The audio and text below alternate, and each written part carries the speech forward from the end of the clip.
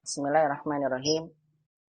Wahaikunna jami'an bitahiyatul Islam. Assalamualaikum warahmatullahi wabarakatuh. Waalaikumsalam warahmatullahi wabarakatuh. Innal hamdalillahi ta'ala nahmaduhu wa nasta'inuhu wa nastaghfiruh wa na'udzu billahi min syururi anfusina wa min sayyiati a'malina man yahdihillahu fala mudhillalah wa man yudlil fala hadiyalah.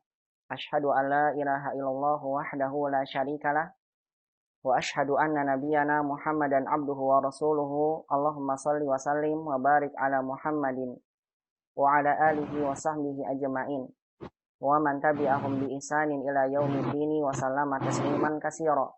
Faqala ta'ala fil Qur'anil Karim, ya ayyuhalladzina amanu taqullaha haqqa tuqatih wa la tamutunna illa wa antum muslimun. Wa qala ta'ala, ya ayyuhalladzina amanu taqullaha wa qulu qawlan sadida yuslih lakum a'malakum wa yaghfir lakum dzunubakum wa man yuti'illaha wa rasulahu faqad faza fawzan 'azima. Faqala ta'ala, alif lam ra tilka ayatul kitabil mubin. Inna anzalnahu qur'anan 'arabiyyan la'allakum ta'qilun. Wa qala Umar bin Khattab radhiyallahu ta'ala anhu, ta'allamul arabiyyata fa innaha min dinikum amma ba'du. Ummahati fillah rahimani wa rahimakumullah jami'an. Ibu-ibu yang semoga senantiasa dirahmati dan dimuliakan oleh Allah Subhanahu wa taala. Alhamdulillah taala di kesempatan pagi hari ini kita kembali bersyukur dan memuji Allah Subhanahu wa taala atas seluruh limpahan nikmat dan karunia yang Allah Subhanahu wa taala masih limpahkan pada kita sampai dengan detik ini. Alhamdulillah dengan nikmat hidayah dari Allah, nikmat taufik dari Allah, nikmat sehat wal afiyah dari Allah Subhanahu wa taala, pada kesempatan yang baik ini di bulan yang penuh berkah, di bulan Ramadan, bulan yang diturunkan di dalamnya Al-Qur'an, bulan ampunan dan bulan ganjaran pahala yang besar dari Allah kepada hambanya. Pada pagi hari ini di bulan Ramadan, kita sama-sama akan mengkaji, mentadabburi Al-Qur'an berdasarkan atau kita mentadabburi Al-Qur'an min haitsul i'rab, yaitu ditinjau dari segi kaidah bahasa Arab. Dan tentunya ini merupakan satu kegiatan yang diridhoi oleh Allah Subhanahu wa taala, kegiatan yang mulia, karena kita sama-sama akan kembali mentadabburi Al-Qur'anul Karim di bulan Al-Qur'anul Karim. Dan tentunya ini juga termasuk dari bagian mempelajari thalabul ilmi, yang fadilahnya, keutamaannya tidak diragukan lagi. Banyak sekali hadis-hadis yang menjelaskan akan hal tersebut. Di antaranya kita akan dimudahkan jalannya menuju surga Allah, hidayah Allah, kebaikan Allah berikan pada hamba-hambanya memahami ilmu agamanya. Salah satu kewajiban yang Allah wajibkan pada hambanya adalah menuntut ilmu agama. Sehingga dengan kegiatan yang kita lakukan di pagi hari ini kita berharap pada Allah. Mudah-mudahan Allah Subhanahu wa taala mencatat waktu di bulan Ramadan ini dengan kegiatan menuntut ilmu yang kita lakukan, Allah catat menjadi satu amalan kebaikan yang akan memberatkan amalan kebaikan kita di yaumil qiyamah. Dan mudah-mudahan Allah Subhanahu wa taala lipat gandakan kebaikan kita di yaumil qiyamah kelak, dan Allah Subhanahu wa taala mudahkan langkah kaki kita menuju surga Allah Subhanahu wa taala. Dan senantiasa kita berharap pada Allah Subhanahu wa taala, mudah-mudahan setiap amal kebaikan yang kita lakukan di bulan yang penuh berkah ini, di bulan Ramadan, Allah terima dan Allah ampuni segala dosa-dosa kita. Dan mudah-mudahan senantiasa Allah Subhanahu wa taala tambahkan kepada kita tambahan ilmu yang bermanfaat, dan Allah Subhanahu wa taala mudah-mudahan senantiasa memberikan pada kita nikmat sehat wal afiyah dan nikmat penjagaan dari segala keburukan. Allahumma amin ya rabbal alamin. Salawat dan salam semoga senantiasa terlimpahkan pada baginda Nabi kita Muhammad sallallahu alaihi wasallam, kepada keluarganya, para sahabatnya, dan juga kepada seluruh umatnya yang senantiasa mengikuti tuntunan sunnah beliau sampai hari kiamat kelak. Ummahati fillah rahimani wa rahimakumullah jami'an. Ibu-ibu yang semoga senantiasa dirahmati dan dimuliakan oleh Allah Subhanahu wa taala. Ahlan wa sahlan bikunna fi hadzal yaum. La'allakunna al-yauma bi khairin jami'an. Allahumma amin ya rabbal alamin. Umat Allah Subhanahu wa taala, semoga semuanya dalam keadaan sehat dan diberikan oleh Allah Subhanahu wa taala limpahan taufik dan rahmatnya. Biinillahi taala di kesempatan pagi hari ini kita akan sama-sama melanjutkan materi kita dari pelajaran bahasa Arab dengan mentadaburi ayat-ayat atau surat-surat yang terdapat di dalam Al-Qur'anul Karim. Pada pertemuan sebelumnya kita baru membahas tentang muqaddimah, pendahuluan yang berkaitan dengan apa yang Allah wajibkan kepada kita terhadap Al-Qur'an. Yang kedua, muqaddimah berkaitan dengan ilmu-ilmu apa saja yang membantu kita untuk mentadabburi Al-Qur'an. Yang ketiga, kita mempelajari bagaimana cara kita mentafsirkan Al-Qur'an dan kitab rujukan apa yang kita jadikan untuk mempelajari ilmu tafsir yang berkaitan dengan tafsir Al-Qur'an yang ditulis oleh para ulama sesuai dengan kaidah pentafsiran yang benar. Insyaallah ta'ala pada kesempatan pagi hari ini kita akan masuki pelajaran yang pertama. Muqaddimah sudah selesai yang berkaitan dengan Al-Quran. Kita akan masuki di hari ini pembahasan pertama ad-darsul awal, yaitu yang berkaitan dengan mentadabburi surah Al-Fatihah. Namun sebelumnya masih ada satu yang tersisa, yaitu adalah muqaddimah yang berkaitan dengan apa? Secara umum, kaidah bahasa Arab yang harus kita pahami, kalaupun belum, ya belajar. Kaidah ini secara umum yang dapat membantu kita untuk mentadabburi Al-Qur'anul Karim dari sisi bahasanya. Ini akan dibahas singkat saja. Bagaimana yang saya sampaikan pada pekan sebelumnya yang qadarullah terputus, bahwasannya ketika kita ingin mentadabburi Al-Qur'an dari sisi bahasa, maka setidaknya kita harus memahami beberapa kaidah umum, dan kaidah umum ini merupakan kaidah pokok yang berkaitan dengan kaidah bahasa Arab yang akan membantu kita di dalam mentadabburi ayat-ayat Al-Qur'anul Karim. Yang diantaranya adalah yang pertama, harus kita ingat bahwasannya dalam bahasa Arab, susunan kalimat itu dikenal dengan jumlah al-mufidah, kalimat sempurna. Dan kalimat dalam bahasa Arab hanya tersusun dari dua bentuk, jumlah ismiyah dan jumlah fi'liyah. Jumlah ismiyah, kalimat yang dimulai dengan isim, susunannya mubtada khobar. Khobarnya ada 4 bentuk, khobar mufrad, khobar syibul jumlah, khobar jumlah ismiyah, atau khobar jumlah fi'liyah. Adapun kalimat yang dimulai dengan fi'il namanya jumlah fi'liyah, tersusun dari fi'il, fa'il, 2 saja cukup. Kalau fi'ilnya butuh objek ditambahkan maf'ul bi. Kalimat ini bisa menjadi panjang apabila dalam jumlah ismiyah atau jumlah fi'liyah ada kalimat-kalimat lain yang menunjukkan sebagai penjelas. Bisa sebagai maf'ul li ajli, bisa sebagai maf'ul fi, bisa sebagai muta'alliq, atau bisa sebagai na'at, atau isim mausul, dan seterusnya.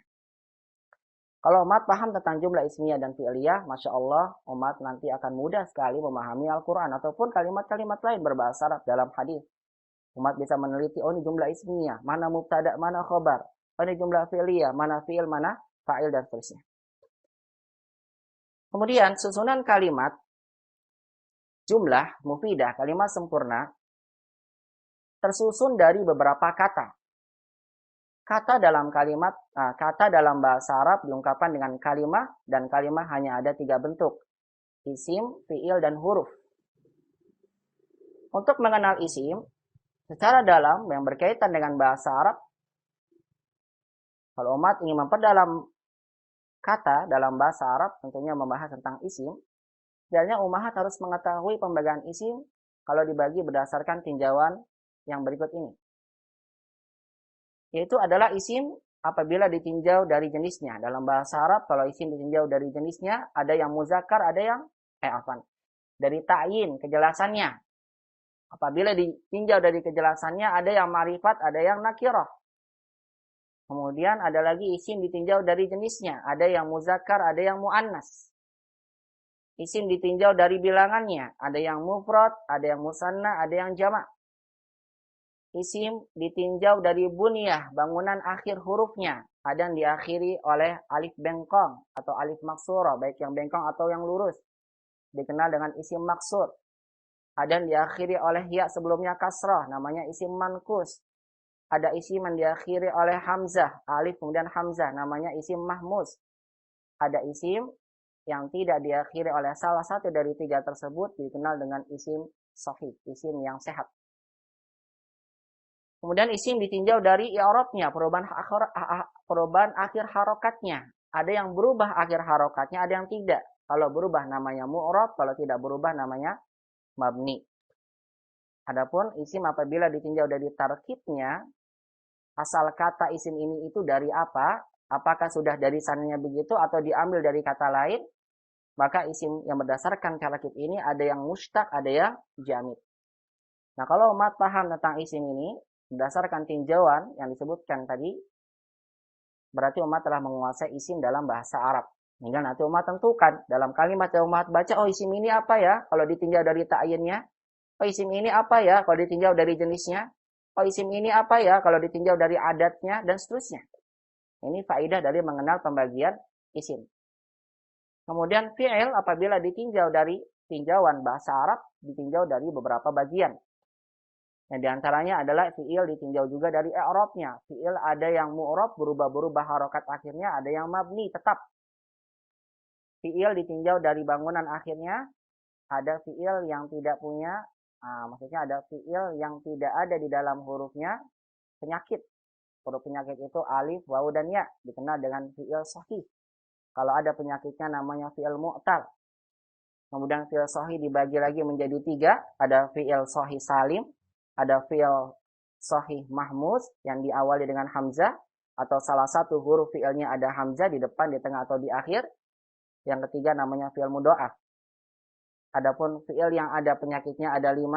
Ini saya ingatkan saja ya. Kalau belum belajar, ya nanti insya Allah mudah-mudahan sampai pada pelajaran ini. Umat yang belum sampai pelajarannya. Fi'il yang berdasarkan bunyahnya, yang ada penyakitnya, ada penyakit di awal. Huruf pertama namanya fi'il misal. Kalau di kedua namanya ajwaf. Kemudian yang ketiga namanya nakis. Kalau ada 2 penyakitnya di depan dan di kedua, namanya lafif mafruk. Kalau di depan dan di akhir namanya lafif mafruk. Kemudian fi'il berdasarkan tasrifnya. Fi'il ada yang bisa diubah-ubah jadi fi'il madi, mudhari ke amr. Ada fi'il yang cuma amr aja, nggak ada madinya. Ada fi'il yang cuma bisa diubah jadi fi'il madi dan mudhari, nggak ada amr. Ada fi'il yang cuma mudhari aja, nggak ada madinya. Nah, ini dikenal dengan apa namanya fi'il tasrif. Ada yang bisa diubah-ubah menjadi seluruh bentuk fi'il mutasarrif. Ada yang tidak bisa diubah-ubah, hanya bentuk baku saja, namanya fi'il ghairu mutasarrif. Fi'il ditinjau dari zamannya, dari waktunya. Ada fi'il yang waktunya lampau, namanya madi. Ada yang sedang terjadi atau akan datang, namanya mudhari, dan terus menerus. Ada fi'il kata kerja perintah, namanya fi'il amr. Kemudian ada fi'il ditinjau dari ma'mulnya. Ma'mul itu adalah lihat fi'il ini butuh objek atau tidak. Kalau butuh objek berarti fi'il lazim. Kalau fi'il muta'addi, kalau tidak butuh objek namanya fi'il lazim. Kemudian fi'il ditinjau dari penyebutan fa'ilnya. Pelakunya disebutkan tidak dalam kalimat.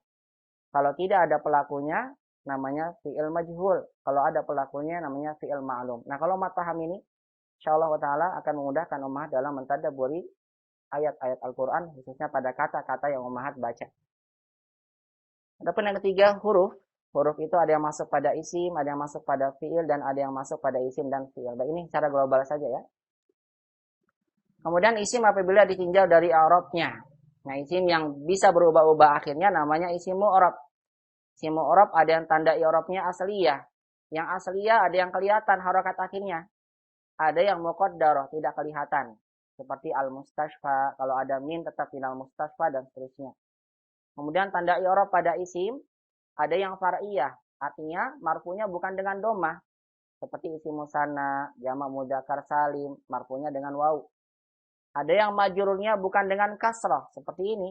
Isim musanna, jamak mudzakkar salim, asmaul khamsah.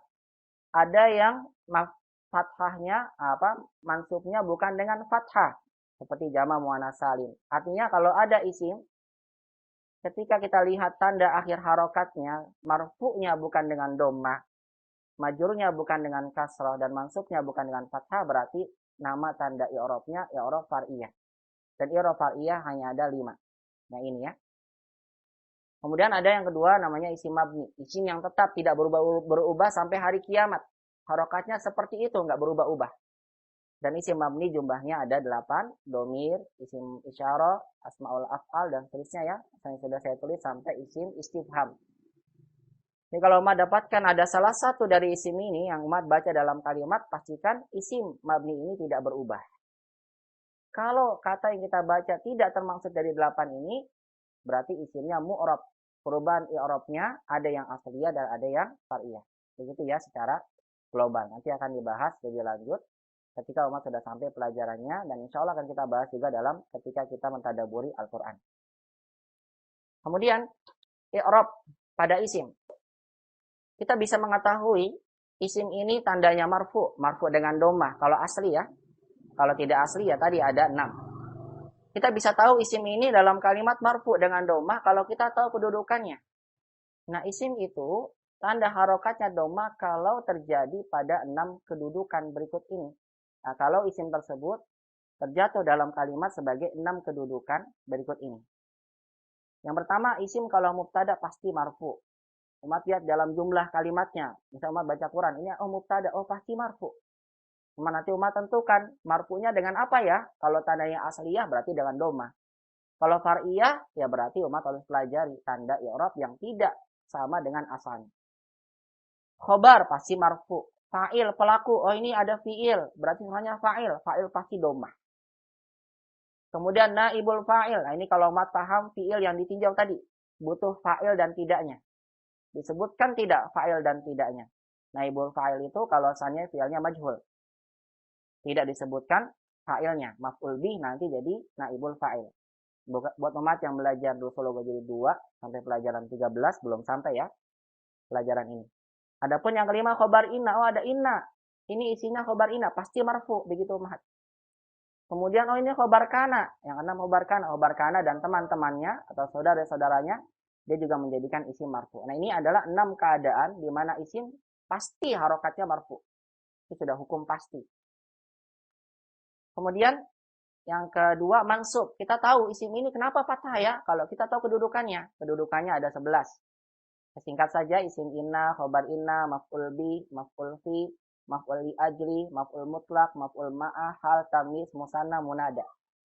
Nah, buat umat yang belajar dulu sloga baru jadi 1, yang umat tahu isim itu jadi fathah atau mansub sebabnya cuma 10 doang nih. 9 tamyiz. Kalau kemasukan kam. Begitu ya. Kam kita ban indak dan seterusnya. Adapun umat yang sudah sampai jilid 2 untuk khususnya yang di kelas TPC ya, hari Rabu pagi. Umat sudah kenal maf'ul bi, sudah kenal khobar inna ya, isim inna. Nah, ini umat ingat kembali ya, kalau ada kedudukan kata di dalam kalimat kedudukannya sebagai isim inna, khobar inna atau maf'ul bi atau yang lainnya yang umat belum pelajari, pastikan maka isim ini nanti kedudukannya mansub fathah. Apa Ustaz? Ya. Untuk yang marfu itu yang 6 itu bukan ini ya Ustaz, bukan isim kana ya? Isim kana, maaf salah tulis berarti. Betul. Ya, sama yang mansub itu yang nomor 2 bukan khobar khobar kana. Khobar kana betul. Nomor maaf salah tulis saya. Iya, barakallahu fiik, syukran diingatkan. Iya betul, nomor 6 ini bukan khobar kana tapi isim kana yang marfu. Kalau yang ini mansubnya Masya Allah. Ini kayaknya soalnya Bu Lilik nih, saya kenal. Barakallahu fiik, Bu. Ya, syukran diingatkan ya.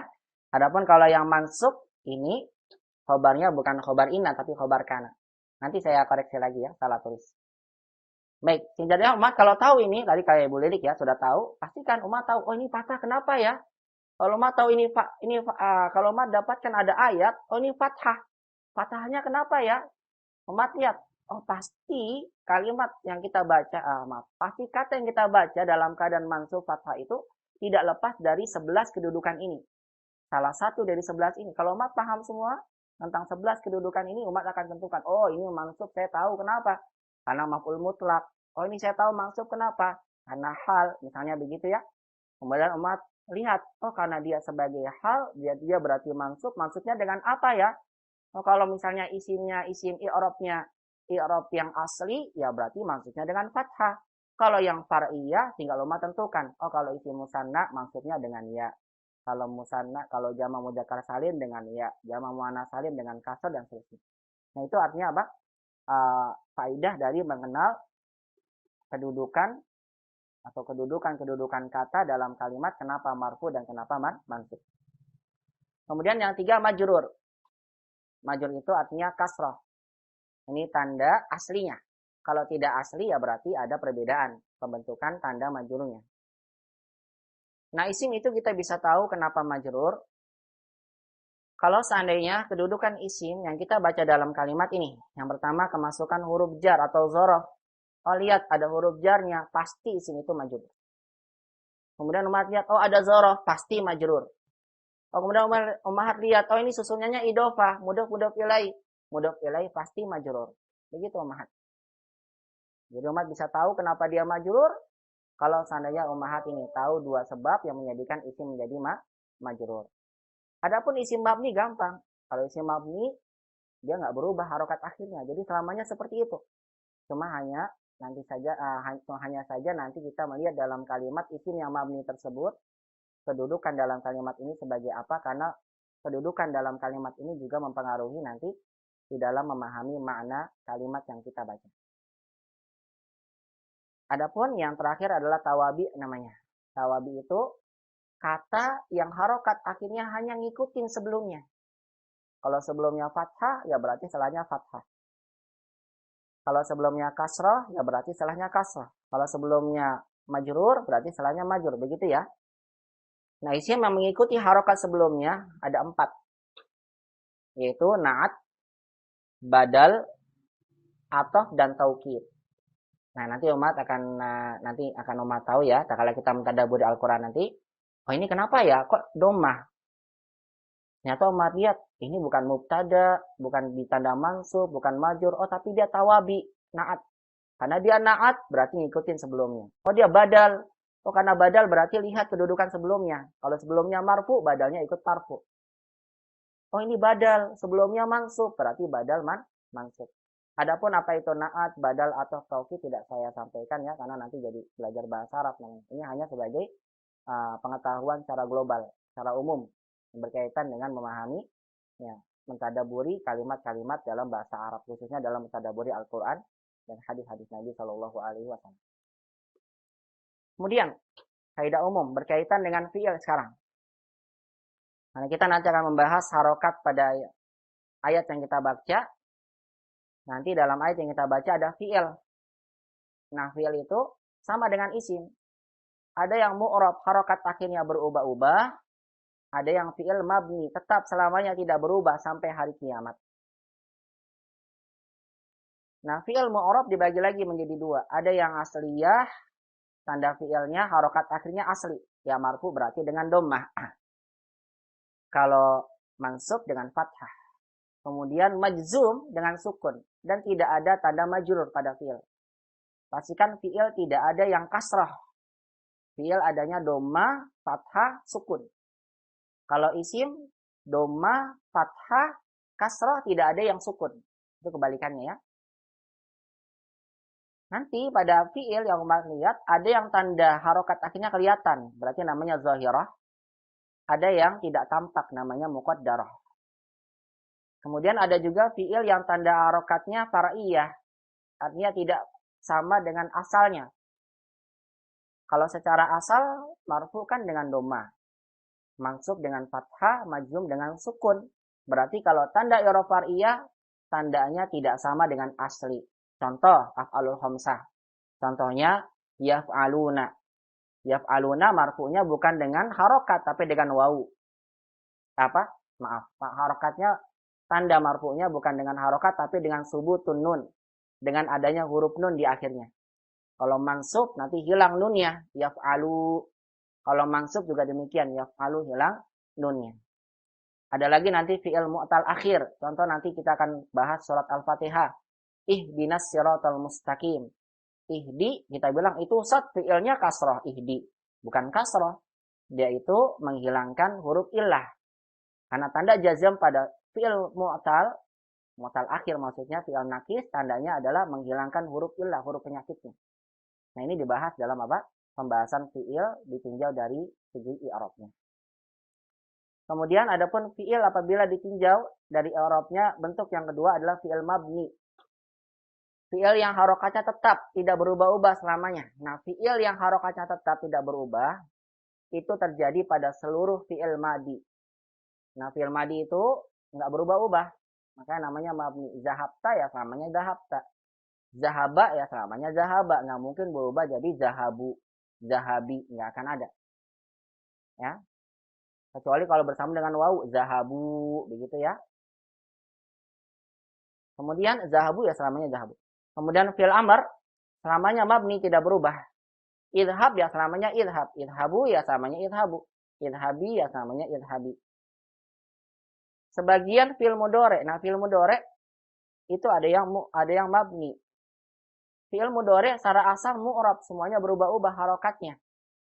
Bisa menjadi mabni, ini dia, apabila fi'il mudhari disambung dengan huruf nun. Namanya yang dikenal dengan huruf nun niswah. Apabila fi'il mudhari bersambung dengan nun niswah, artinya nun yang menunjukkan pelakunya wanita yang banyak, atau nun taukid yang bersambung secara langsung, maka pastikan fi'il mudhari ini dia mabni. Contohnya apa? Yaktubna. Yaktubna kita katakan fi'il mudhari, fi'ilnya mabni. Kenapa mabni? Karena bersambung dengan ini dia, bersambung dengan nun niswah. Atau bersambung dengan ini, nun taukid. Misalnya apa? Summalatus alunna. Alunna kenapa dia dhammah? Kita bilang tetap dalam keadaan dhammah karena dia mabni bersambung dengan nun taukid yang bersambung secara langsung. Dan ini adalah contoh ya dari pembahasan fi'il ditinjau berdasarkan i'rabnya. Kemudian kita tahu kenapa fi'il ini marfu dan mansub dan majzum kalau kita tahu kedudukannya. Nah, fi'il bisa kita tahu atau bisa kita ketahui fi'il ini marfu, mansub atau majzum kalau seandainya kita mengetahui kedudukan ini. Fi'il tandanya marfu, dhammah apabila tidak didahului oleh huruf-huruf jazm atau nasab.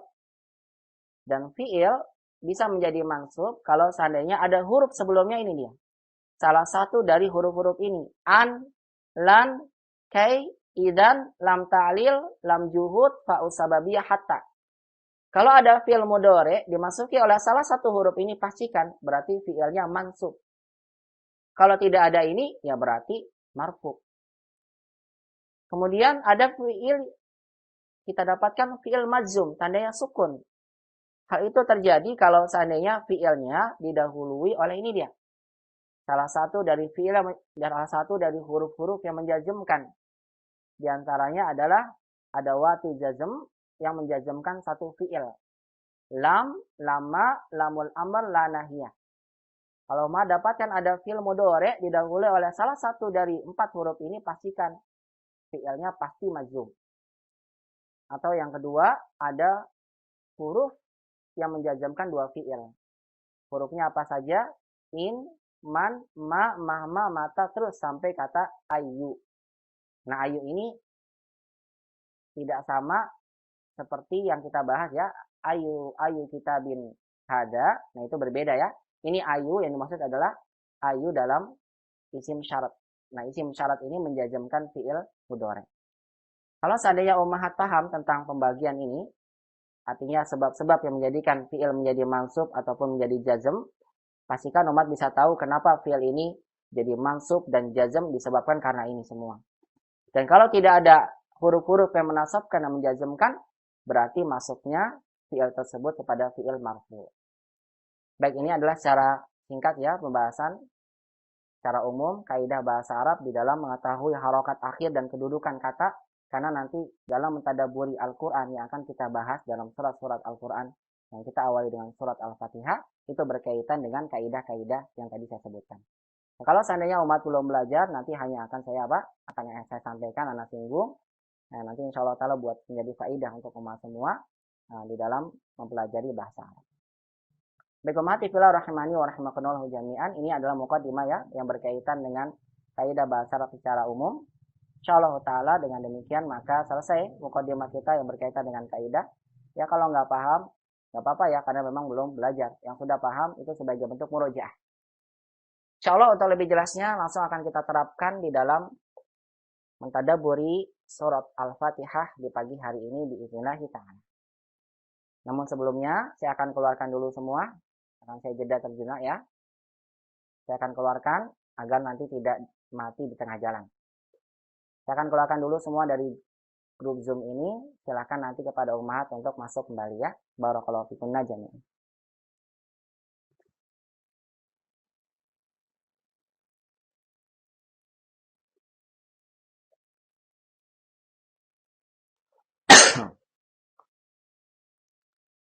Bismillahirrahmanirrahim. Alhamdulillahirabbil alamin. Hamdulillah wassalatu wassalamu ala Rasulillah wa ala alihi wa sahbihi ajma'in. Wa man tabi'ahum bi ihsan ila yaumiddin wa sallama tasliman katsira amma ba'du. Kemahati fillah rahimani wa rahimakumullah jami'an. Tadi di sesi pertama saya hanya menyampaikan secara umum ya, mukadimah yang berkaitan dengan kaidah bahasa Arab. Yang kalau seandainya umat tadi paham tentang kaidah bahasa Arab yang saya sampaikan, itu akan memudahkan kita untuk mentadaburi Al-Quran. Mentadaburi dari sisi harokat. Kita tahu kenapa harokat marfu, mansub, atau majrur. Kalau tadi kita mengetahui mukadimah yang saya sampaikan. Dan umat dapat mengetahui kedudukan kata ini sebagai apa, nanti bisa dimaknai dengan apa dalam kalimat. Kalau seandainya tadi umat sudah memahami seluruh kaidah-kaidah yang saya sebutkan. Oleh karena itulah, dari apa yang saya sampaikan tersebut, bagi umat yang belum belajar, maka hendaklah terus istiqomah. Kenapa? Karena umat nanti akan sampai pada pemahaman itu kalau seandainya sudah belajar. Dan kalau umat istiqomah terus dalam belajar bahasa Arab, nanti akan terasa. Semakin tahu, nanti umat akan semakin merasakan bagaimana umat dapat memahami secara langsung satu sumber, misalnya Al-Quran dan Sunnah, dari kalimat-kalimat yang umat baca, dengan mentadaburi lebih dalam maknanya, dan juga mentadaburi lebih dalam kenapa harokatnya demikian dan demikian. Dan langsung saja kita akan terapkan tadi kaidah yang saya sampaikan dengan kita sama-sama mentadaburi surah Al-Fatihah di pagi hari ini. Mati fillah rahimani wa rahimakumullah ta'ala, ad-darsul awal, pelajaran pertama kita di pagi hari ini insyaallah berkaitan dengan surah Al-Fatihah. Untuk pekan depan kita akan masuk pada 3 surat, yaitu Qul huwallahu ahad, Qul a'udzu bil falaq, dan Qul a'udzu birabbin nas. Suratul Fatihah. Bentuknya mudhof ilaih, suratul Fatihati. Bentuk kata Fatihah, kalau mahat tadi saya sampaikan ya, mengenal isim ini Fatihah, dia adalah isim mushtaq. Isim yang diambil dari akar kata sebelumnya, dari kata fataha, membuka. Fatihah, isim fa'il, ditambahkan ta marbuta di akhirnya, karena dia sifat jadi surah Al-Fatihah. Surat pembuka, artinya sesuatu yang membuka. Karena memang surat Al-Fatihah itu diletakkan di awal mushaf. Makanya dia sebagai pembuka surah yang lainnya. Itu dengan surat Al-Fatihah. Surah Al-Fatihah Makiyah. Surat Al-Fatihah termasuk dari surat Makiyah. Surat yang diturunkan oleh Allah kepada baginda Nabi SAW sebelum beliau hijrah ke Madinah.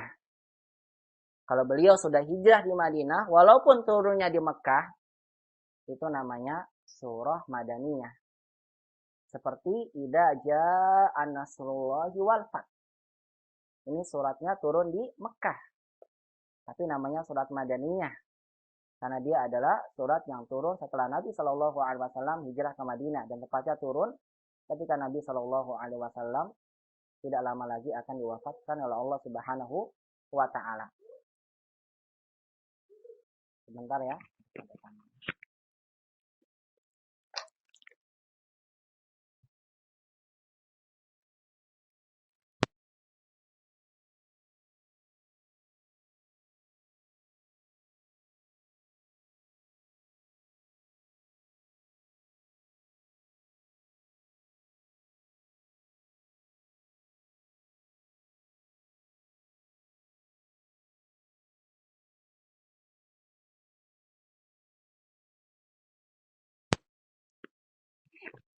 Lanjutkan.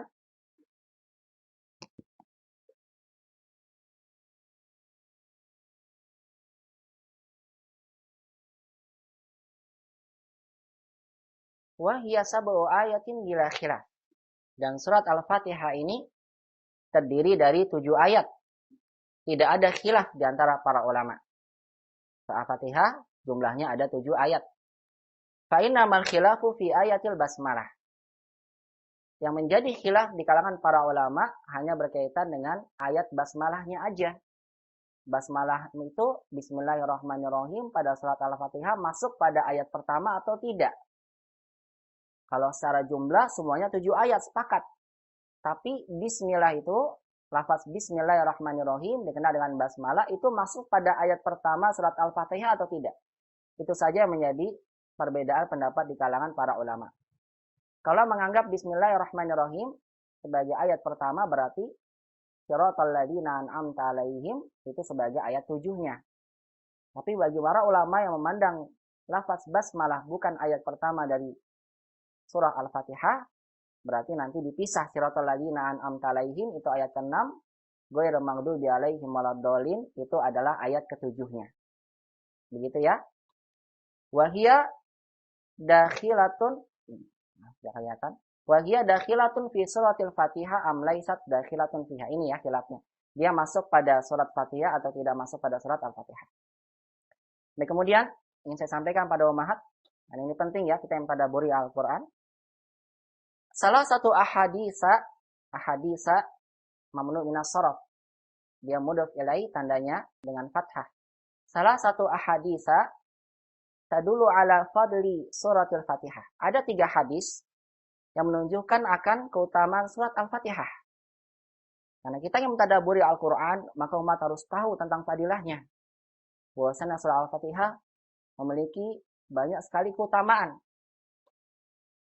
Di antaranya adalah hadis yang pertama dari Abi Sa'id Al-Khudri, dari Abi Sa'id Ibni Mu'alla radhiyallahu ta'ala anhu, qala, beliau berkata, kuntu usolli fil masjid.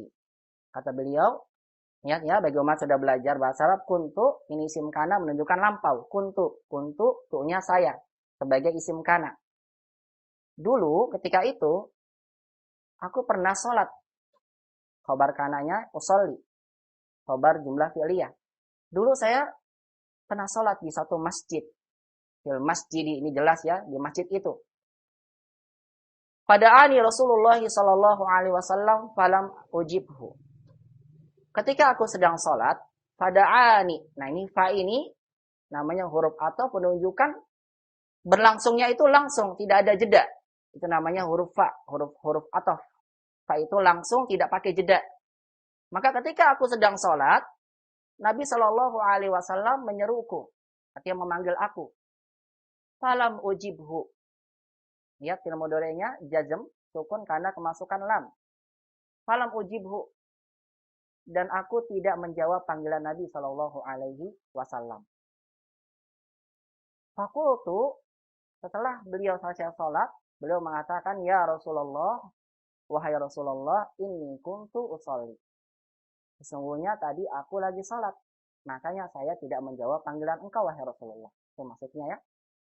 Faqala, maka Nabi Shallallahu Alaihi Wasallam berkata, alam yakulillahu istajibu lillahi walir rasuli idza da'akum lima yuhyikum.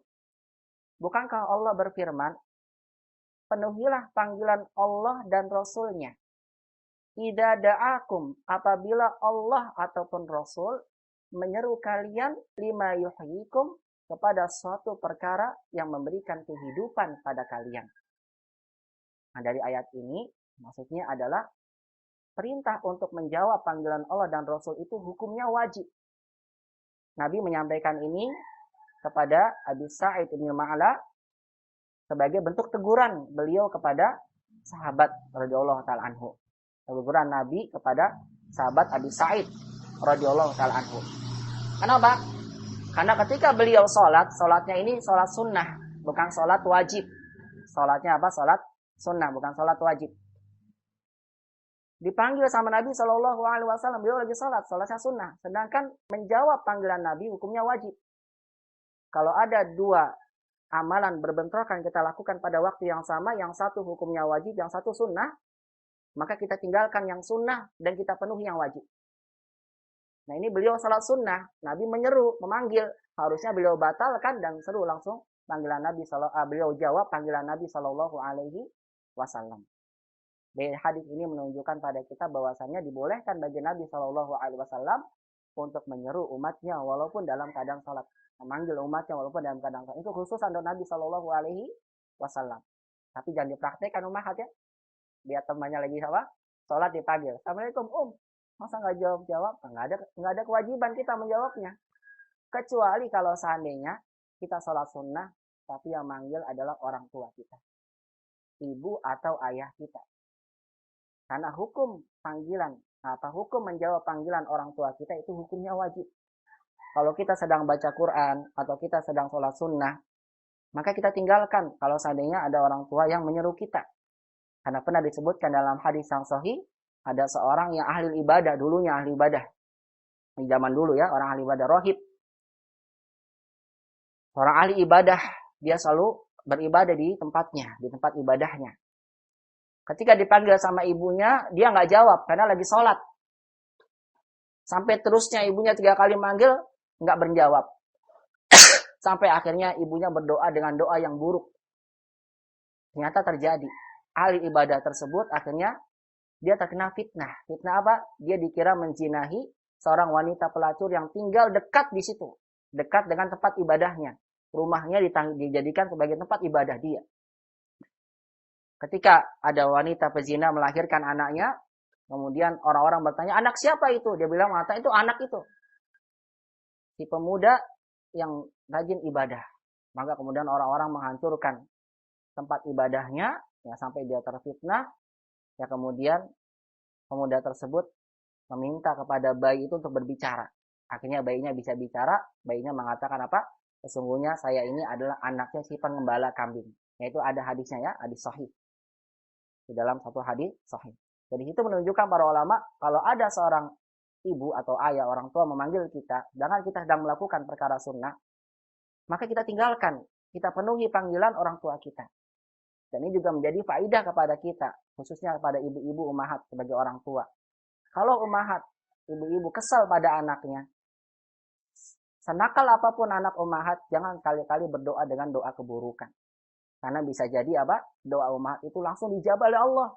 Tidak ada yang bisa menolak ijabah doa seseorang, diantaranya adalah doa orang tua kepada anaknya. Sekalipun anak yang nakal banget, ya jangan sampai kita mengucapkan ucapan yang buruk. Atau kita ucapkan dengan doa yang keburukannya pada anak kita. Kita bilang, anak ini pinter banget ya, ngakuin begini. Walaupun kita lihat itu buruk ya. Jangan sampai kita katakan apa? Ya ampun ini anak gimana sih, gak bisa-bisa, gak ngerti-ngerti. Nah mungkin nanti anaknya jawab, ya ibu doainnya gak ngerti-ngerti. Ya barangkali begitu ya. Bisa jadi, kalau anaknya pintar, bilang begitu ya. Ibu doainnya begitu ya, saya nggak paham-paham. Atau yang lain sebagainya, doakan yang baik kepada anak kita. Summa qala li, kemudian Nabi SAW berkata kepadaku, saya lanjutkan hadisnya, maksudnya berkata kepada Abi Sa'id bin Mu'alla, "Lau 'allimannaka suratan hiya a'dhamu suwari fil Qur'an." Nah, ini dia. Aku akan ajarkan kepada engkau satu surat yang ia merupakan surat paling agung di dalam Al-Qur'an. Qabla an takhruja minal masjid. Sebelum kamu keluar dari masjid. Ingat ya mahat ya, kalau ada qabla, fi'il itu nggak boleh langsung masuk. Harus ada an. Nah ini nanti dipelajari pada pelajaran 16 jilid 2 ini, Durusulullah, bagi umat yang sudah mau sampai jilid 2. An takhruja minal masjid. Dan an itu menjadikan fi'il mudhari menjadi mansub. Sebelum kamu keluar dari masjid. Summa akhadha biyadi. Kemudian beliau SAW memegang tanganku. Falamma arada an yakhruja. Ketika Nabi SAW ingin keluar, qultu lahu, maka aku berkata kepada itu kembali ke Rasulullah. Alam taqul law 'allimannaka suratan hiya a'dhamu suratin fil Qur'an. Bukankah engkau mengatakan wahai Rasul, engkau benar-benar akan mengajarkan padaku, lam ini lam taukid, nunnya nun taukid. Nah ini saya bilang ini mabni mudhari karena ketemu nun taukid. Aku akan benar-benar mengajarkan padamu surat yang ia merupakan seagung-agung surat di dalam Al-Quran. Maka Nabi mengatakan waqala alhamdulillahi rabbil alamin. Nah ini ya, surat Fatihah maksudnya. Alhamdulillahi rabbil alamin hiya sab'ul masani, dia adalah 7 ayat yang dibaca berulang-ulang. Wal Qur'anil azim, dan dia adalah Al-Quran yang paling agung, alladzi utitu, yang aku diberikan oleh Allah dengannya. Nah, dari hadis ini menunjukkan bahwasanya umat kalau ditanya surat yang paling agung dalam Al-Quran itu apa? Ini surah Al-Fatihah, surat yang paling agung yang Allah Subhanahu wa Ta'ala turunkan kepada baginda Nabi Shallallahu Alaihi Wasallam. Ini faedah yang pertama. Kemudian yang kedua, hadis kedua. An Abi Sa'id Al-Khudri radhiyallahu taala anhu. Hadis dari Abi Sa'id Al-Khudri radhiyallahu taala anhu. Qala, beliau berkata, kunna fi masirin lana fanazalna. Ketika itu, Ingat ya, karena ini menunjukkan cerita lampau. Ketika itu kami, naknya sebagai isim kana, fi masirin, sedang dalam perjalanan kami. Ini artinya ada dalam ini hadis riwayatkan Bukhari dan Muslim. Ini lafaznya lafaz Bukhari. Kalau lafaz Muslim lebih panjang lagi ceritanya. Ketika itu Nabi SAW mengutus setidaknya ada beberapa orang sahabat, 30 orang sahabat untuk diutus ke satu negeri.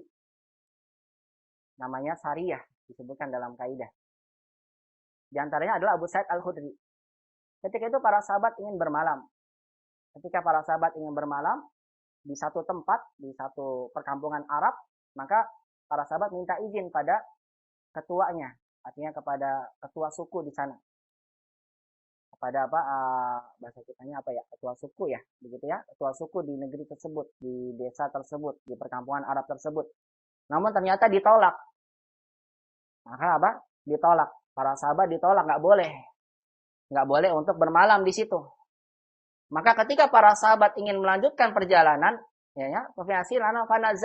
nazalna ini kami bukan turun. Ya, sampaikan pada umat, nazala, kalau nazala min artinya turun. Kami turun misal minal hafilah, dari bis. Tapi kalau nazala tidak ada huruf jarnya, artinya dan kami singgah. Ini ya saya ceritakan tadi, ketika kami sedang dalam perjalanan yang diperintahkan Nabi untuk menuju satu tempat, maka kemudian kami singgah di suatu tempat, ya kisahnya kemudian salah sahabat ditolak. Faja'at jariyah. Kemudian datanglah seorang, ini dia jariyah, hamba sahaya perempuan dari kampung tersebut. Kenapa? Karena sebutkan dalam hadis riwayat Muslim yang panjang, ternyata ketua suku di perkampungan Arab tersebut terkena sengatan kalajengking. Dipanggil para dokter nggak sembuh. Akhirnya ketua sukunya mengutus seorang hamba sahaya wanita untuk menyampaikan kepada tadi orang yang datang minta berkunjung, minta untuk bermalam di tempat tersebut. Barangkali ada yang bisa mengobati. Maka datanglah ini hamba sahaya wanita faqalat dan berkata, inna sayyidal hayy, lihat ya, sesungguhnya pemimpin ketua suku perkampungan kami Salimun itu adalah ladigun. Ladigun itu tersengat kalajengking. Wa inna nafarona ghaibun. Nafarona ghaibun, ghaibun ini bentuk jamak taksir dari kata ghaib. Ghaibuna, boleh ghaibun, ini jamak taksir. Sesungguhnya nafarona rijalana, rijal hayy. Pemuka-pemuka kami yang bisa mengobati itu, kata wanita ini, hamba saya itu, ghaibun, ghaibun, sedang enggak ada yang bisa ngobatin. Fahal minkum rokin, adakah di antara kalian yang bisa meruqyah? Rokin ini artinya yang bisa mengobati dengan jampe-jampe, namanya rokin. Tapi ruqyah yang syariah, jampe-jampenya harus benar. Baik dengan ayat-ayat Al-Quran, atau dengan doa-doa yang maksud dari Nabi SAW. Rokin itu dikata ruqyatun, isim fa'ilnya. Roko, yarki, isim fa'ilnya rokin. Waqama ma'aha rajulun makunna na'bunuhu nattahimuhu biruqyah. Kemudian berdirilah bersamanya seorang. Artinya seorang dari antara para sahabat tadi, 30 orang sahabat yang diutus oleh Nabi. Seorang di antara para sahabat berdiri menuju ke wanita tadi. Makunna na'bunuhu nattahimuhu biruqyah. Yang kami itu tidak menyangka dan tidak punya persangkaan bahwasannya dia itu, yang berdiri tadi itu, punya keahlian untuk meruqyah. Disebutkan dalam riwayat yang lain, ternyata yang meruqyah itu adalah Abu Sa'id Al-Khudri sendiri, yang meriwayatkan hadis ini. Faraqahu, ternyata sahabat itu, radhiyallahu ta'ala anhu, Abu Sa'id Al-Khudri, disebutkan dalam riwayat yang lain. Beliau meruqyahnya, fabaro'a, ternyata sembuh. Fa'amara lahu bisalasina syatah. Maka kemudian ketua sukunya memerintahkan kepada seseorang untuk memberikan para sahabat 30 ekor kambing. Wasaqana labanan, dan memberikan para sahabat itu susu untuk diminum.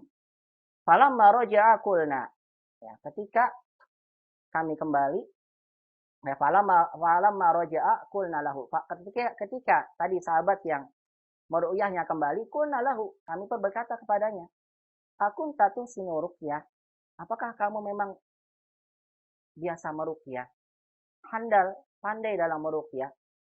Au kunta talqi, atau kamu biasa meruqyah? Qala la, kata dia tidak. Sahabat yang meruqyah ini malah tidak. Maruqitu illa bi ummil kitab. Tidaklah aku meruqyahnya kecuali dengan surat Al-Fatihah. Al-Fatihah juga dikenal dengan apa? Ummil kitab. Nah, ini faedahnya ya, ternyata surat Fatihah itu bisa sebagai pengobat dari penyakit. Buktinya ini. Nah, salah sahabat Abu Sa'id Al-Khudri meruqyah ketua sukunya yang terkena kalajengking dengan ummil kitab sembuh. Fakulna, maka kami pun berkata, la tuhdisu syai'an hatta na'tiya aw nas'ala Nabi sallallahu alaihi wasallam. Kamu jangan berkata-kata lagi, kalian jangan berkata-kata lagi sesuatu. Karena para sahabat enggak tahu memang benar Al-Fatihah itu bisa menjadi ruqyah. Makanya para sahabat memastikan jangan ada yang berbicara lagi. Sampai kami mendatangi, na'tiya itu kami datang hatta menjadikan fi'il mudhari menjadi mansub. Sampai kami datang atau bertanya nas'ala Nabi sallallahu alaihi wasallam. Sampai kami tanyakan, benar enggak sih? Tadi dikatakan Al-Fatihah itu ternyata bisa menjadi ruqyah. Falamma qadimnal Madinah, ketika kami telah sampai di Madinah, kembali ke Madinah, zakarnahu lin Nabi sallallahu alaihi wasallam, kami menyebutkan kisah tadi kepada Nabi sallallahu alaihi wasallam, faqala, dan Nabi mengatakan, wa ma kana yudrihi annaha ruqyah. Bagaimana kok dia tahu kalau Al-Fatihah itu ruqyah? Ini kalimat tanya bukan Nabi tanya. Tanyanya itu karena Nabi enggak tahu, bukan. Tapi Nabi membuat ungkapan pertanyaan ini karena takjub. Kok dia tahu ya? Yang tadi Abu Sa'id Al-Khudri, Al-Fatihah itu bisa dijadikan sebagai ayat ruqyah untuk menyembuhkan penyakit. Ternyata benar umat. Al-Fatihah kalau kita baca ketika kita sedang sakit, kalau kita benar-benar meyakininya dan kita benar di dalam membacanya, dengan izin Allah Subhanahu wa taala penyakit kita akan sembuh dengan dibacakan surat Al-Fatihah. Karena Nabi mengatakan, bagaimana dia tahu kalau itu ayat ruqyah? Ternyata bisa sembuh tadi ketua sukunya. Kemudian Nabi mengatakan, iksimu wadribu li bisahmin. Kalau begitu kalian bagi tadi. Boleh, nggak apa-apa. Dimakan pemberian dari ketua suku tadi. Silakan dibagi-bagi pemberiannya, 30 kambingnya dibagi, wadribu li bisahmin. Tapi jangan lupa kalian bagi juga bagian saya.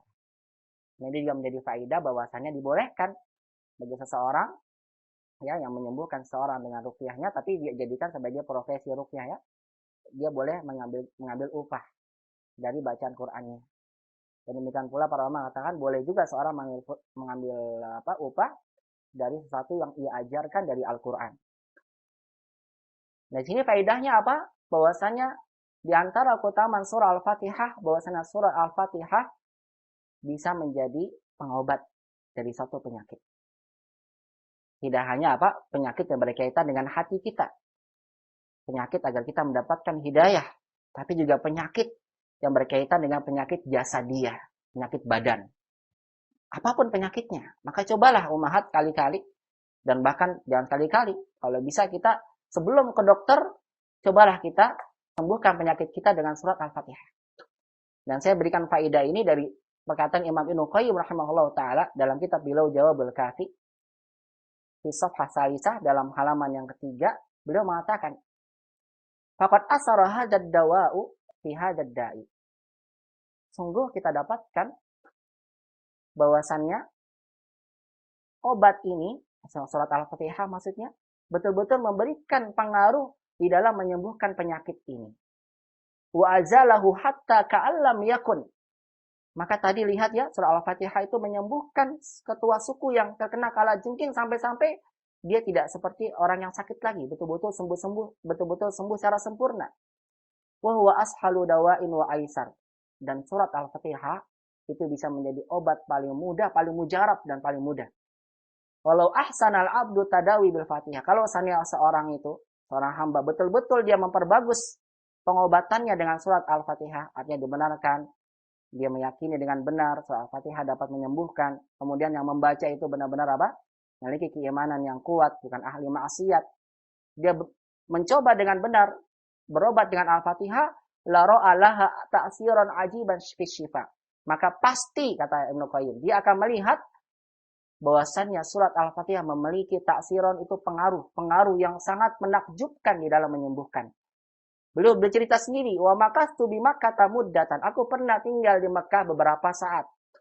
Ya tari ini di beberapa waktu muda itu. Ya tari ini ada wa'un. Kemudian saya ditimpa berbagai penyakit. Artinya beliau pernah tinggal di Mekah, kemudian beliau kena beberapa penyakit. wala ajidu tabiban wala dawa. Aku enggak dapatkan dokter dan aku tidak mendapatkan obat. Fakuntu u'aliju nafsi bil Fatihah.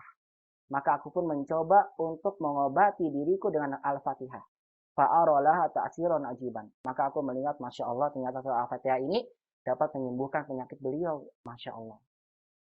Fakuntu asifu dali kaliman yashtaki alaman. Dan aku pun memberikan wasiat kepada orang yang sedang sakit, yang sedang mengeluhkan penyakit. Wa kana katsirum minhum yabra'u sari'an. Kemudian ternyata orang yang saya berikan wasiat kalau sakit, jangan lupa baca surat Al-Fatihah. Kemudian ternyata kebanyakan dari mereka ketika baca surat Al-Fatihah yabra'u sari'an, bisa sembuh dengan cepat. Masya Allah. Yang tadi hadisnya riwayat Bukhari, maaf ini salah ya. Kalau Bukhari ini dimasukkan ke tadi hadis. Kalau ini perkataan Nasir Ibnu Qayyim yang beliau mempraktikkan surat Al-Fatihah sebagai obat. Di dalam kitab beliau yang masyhur sekali ya, namanya kitab Jawabul Kafi liman sa'ala. Nah, terusnya. Baik. Itu adalah hadis yang kedua.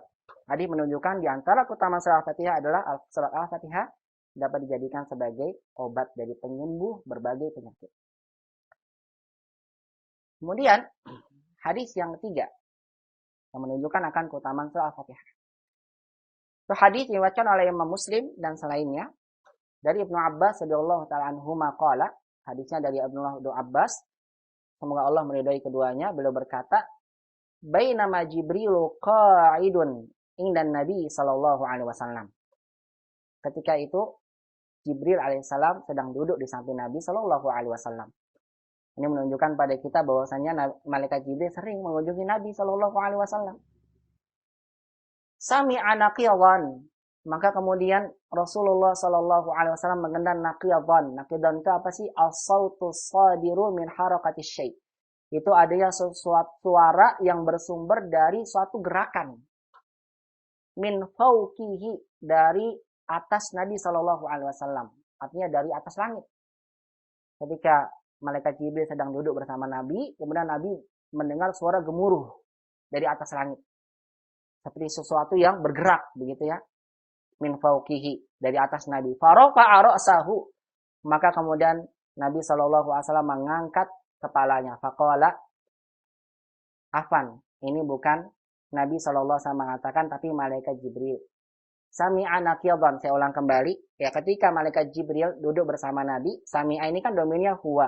Huwa itu bisa ke Jibril atau ke Nabi. Yang lebih tepat ini kembalinya kepada Jibril alaihissalam. Kemudian malaikat Jibril mendengar ada suara dari atas langit. Dan beliau juga mendengar tentunya ya. Farafa'a ra'sahu faqala, ya kemudian beliau mengangkat kepalanya. Atau bisa jadi ini memang betul apa? Nanti saya lihat lagi ya tafsir ayat apa hadis ini. Yang mendengar Nabi sallallahu alaihi wasallam tapi faqala, dan kemudian yang berkata malaikat Jibril sekarang. Kalau tadi Nabi sallallahu alaihi wasallam mendengar ada suara dari atas langit dan beliau mengangkat kepalanya faqala, maka kemudian dia berkata, nah dia ini sekarang kembali ke malaikat Jibril. Maka kemudian malaikat Jibril berkata, hada babun minas sama. Ini adalah pintu dari langit. Futihal yaum, yang dibukakan hari ini, lam yuftah qattu illal yaum, yang tidak pernah dibukakan kecuali hari ini saja. Fanazala minhu malakun. Ternyata suara yang tadi dengar oleh Nabi sallallahu alaihi wasallam adalah suara pintu dari langit yang dibuka pada hari itu, yang tidak pernah Allah buka selain hari itu aja. Dan pada hari itu turun malaikat. Nah, saya sudah baca tafsirnya bahwasanya malaikat yang turun ini bukan malaikat Jibril. Yang malaikat tidak pernah turun kecuali hari itu saja. Malaikat dikatakan oleh malaikat Jibril, qala hadza malakun nazala ilal ardi lam yunzal qat ilal yaum. Malaikat yang turun ini dari atas langit tidak pernah turun kecuali hari itu saja. Fasallama, kemudian malaikat itu memberikan salam kepada baginda Nabi SAW dan malaikat Jibril yang sedang duduk sebelahnya. Waqala, dan kemudian ia berkata, absyir binuraini, menyampaikan kabar. Aku berikan kabar gembira kepada kalian. Binuraini apa? Dengan dua cahaya. Utitahuma, yang engkau wahai Nabi Muhammad SAW diberikan dengan kedua cahaya tersebut, lam yu'tahuma nabiyyun qablak. Yang Nabi sebelum engkau, senasian Nabi sebelum Nabi Muhammad itu belum pernah diberikan dua cahaya itu. Apa itu? Fatihatal kitabi wa khawatimah surat Al-Baqarah. Itu adalah surat Al-Fatihah, Fatihatul Kitab, dan akhir surat dari surat Al-Baqarah. Akhir ayat, maksudnya akhir ayat dari surat Al-Baqarah. Yang lillahi ma fis samawati wa ma fil ardi, yang amana rasulu bima tunzila ilaihi min rabbihi wal mu'minun. Itu namanya akhir surat Al-Baqarah. Nah, ternyata dari hadis ini menunjukkan kepada kita surat Al-Fatihah dikatakan sebagai surat yang paling agung. Bagaimana tidak agung? Karena surat ini adalah surat yang turun langsung dari atas langit ya. Yang ketika turunnya surah Al-Fatihah ini disebutkan bahwasannya tidak pernah ada pintu langit terbuka sebelum hari itu. Kemudian disebutkan bahwasannya surah Al-Fatihah dan akhir surah Al-Baqarah disebutkan sebagai nurain, itu dua cahaya yang menerangi orang yang membacanya, menerangi kepada jalan hidayah tentunya, dan menerangi dalam kehidupannya. Lan tuqra biharfin minha lan taqra biharfin minhuma illa u'tiyatahu. Tidaklah engkau membaca satu huruf dari keduanya melainkan engkau akan diberikannya. Maksudnya apa? Tidaklah ada seseorang yang membaca salah satu huruf dari surat Al-Fatihah ataupun dua ayat akhir dari surat Al-Baqarah melainkan dia akan diberikannya. Nah, akan diberikan apa? Akan diberikan pahala dari huruf yang ia baca. Ini pendapat para ulama yang di antara pendapat para ulama. Di antara mengatakan bahwasanya dia akan mendapatkan, yaitu mendapatkan isi doa yang ada pada surat Al-Fatihah dan dua akhir surat dari surat Al-Baqarah yang ia baca. Al-Fatihah mengandung doa. Kita meminta pada Allah apa? Ihdinas siratal mustaqim, agar kita ditunjukkan jalan yang lurus dan dijauhkan dari jalan-jalan yang menyimpang. Dan dalam surat Al-Baqarah pada dua ayat terakhirnya itu mengandung doa apa? Agar kita diampuni dosa-dosanya. Nah, barang siapa membaca itu, maka dia akan diberikan oleh Allah Subhanahu wa taala dari doa yang ia minta, dari cakupan doa yang ada dalam cakupan surat Al-Fatihah dan surat Al-Baqarah tersebut. Ini menunjukkan kepada kita bahwasanya surat Al-Fatihah merupakan surat yang paling agung di dalam Al-Quran sesuai dengan hadis Nabi Shallallahu Alaihi Wasallam.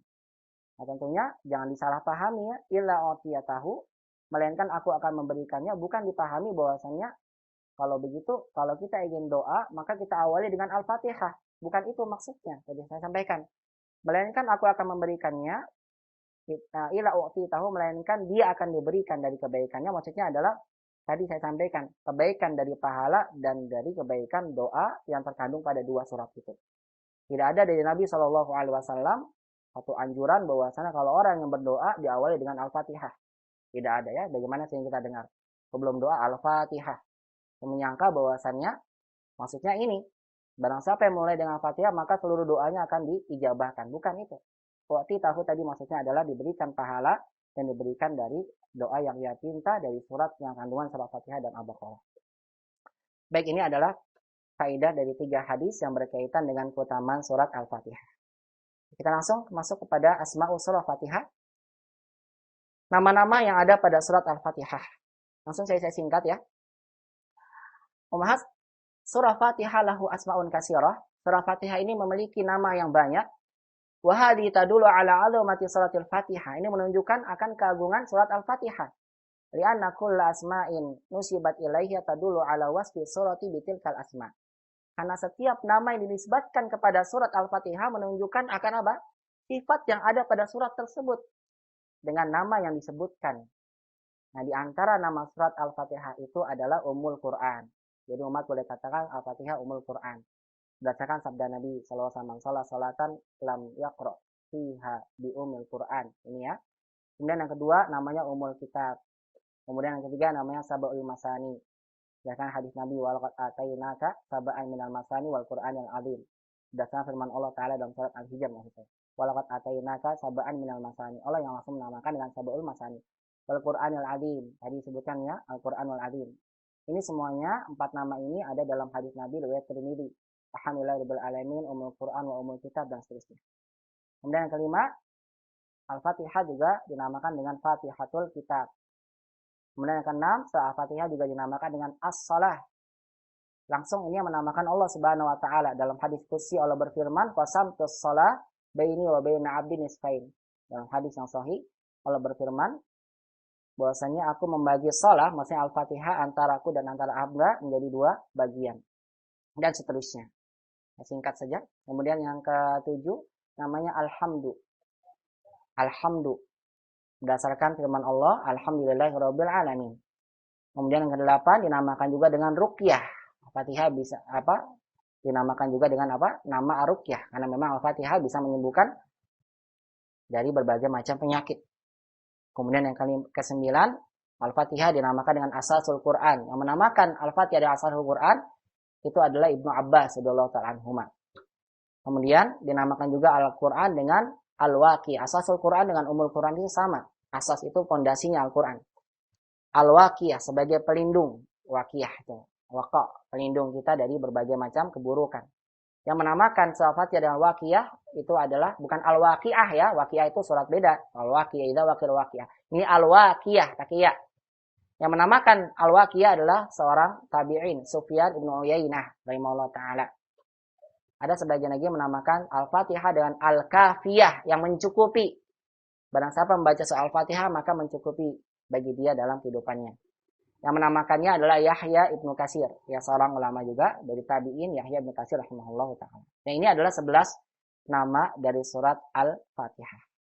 Dan setelah kita membahas keutamaan dan juga nama dari surah Al-Fatihah, maka sekarang kita akan langsung mentadaburi surah Al-Fatihah berdasarkan kaidah i'rab dalam bahasa Arab dan akan kita awali dengan pembahasan isti'adah. Namun sebelumnya untuk sesi ketiga ini sebagai pembahasan terakhir kita di hari ini, silakan Ummahat keluar dulu ya, nanti Mulia masuk lagi karena memang saya takutnya nanti di tengah-tengah mati di jalan. Mendingan kita keluar dulu, silakan nanti masuk kembali. Barakallahu fikunna jami'an.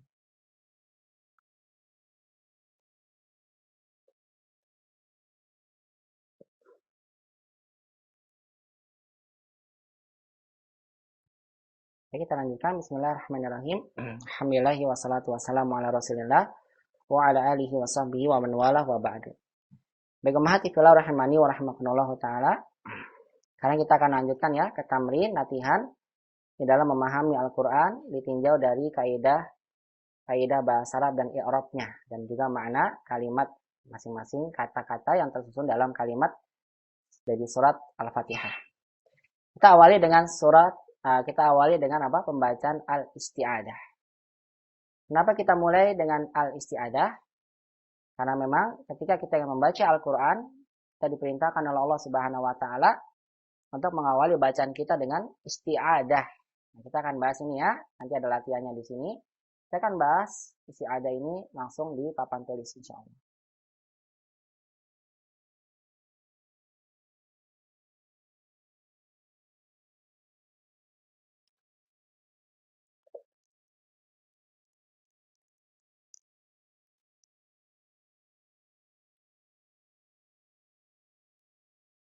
Al-isti'adah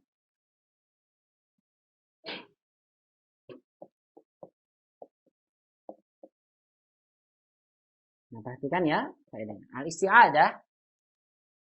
Al-isti'adah ini bentuknya lihat ya. Ini gabungan dari alif lam kemudian isti'adah.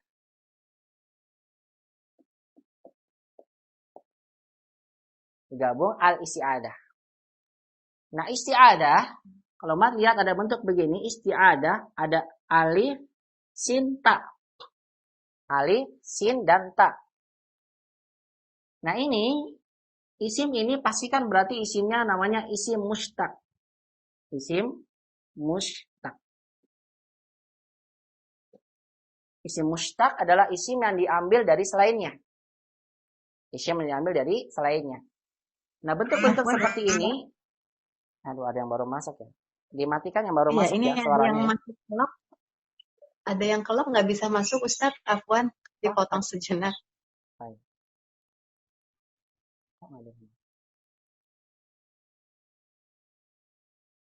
Gimana ya?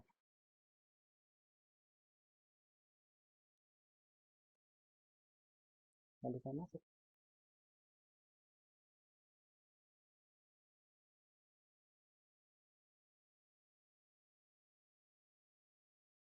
Cara masuknya gimana? Oh iya, waktu itu. Maaf. Iya, silakan. Iya, maaf.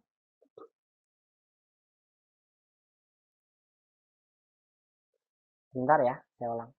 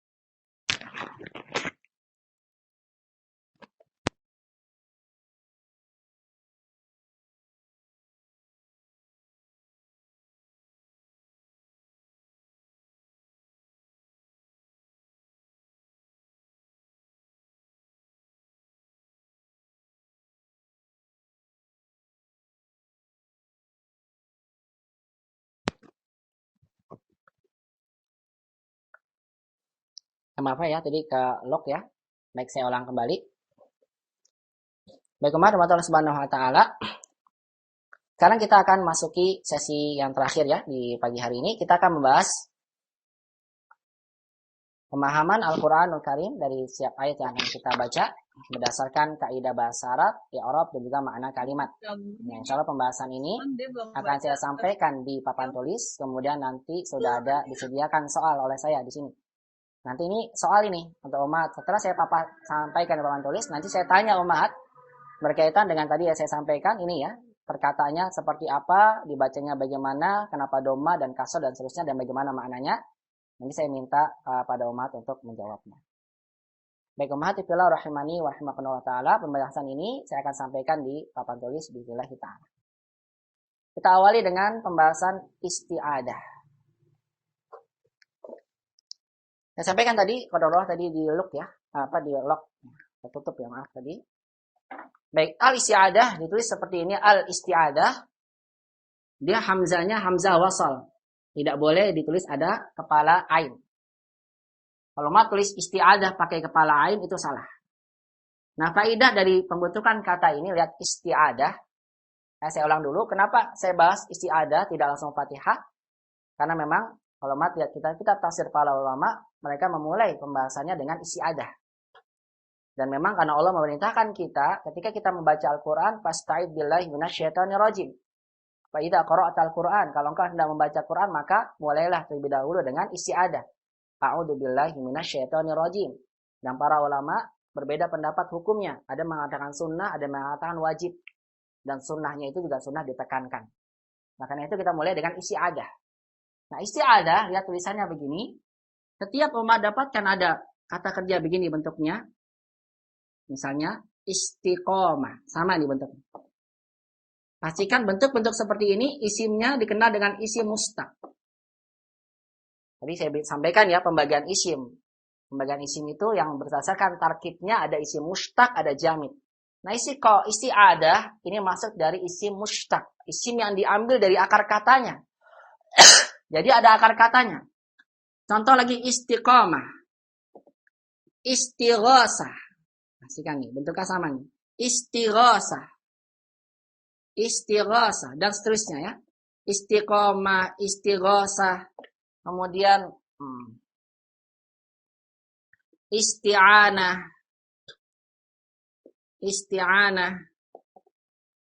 Nah, umat kalau dapatkan ada kata seperti ini, ya, umat baca, pastikan berarti kata ini diambil dari selainnya. Diambil dari apa?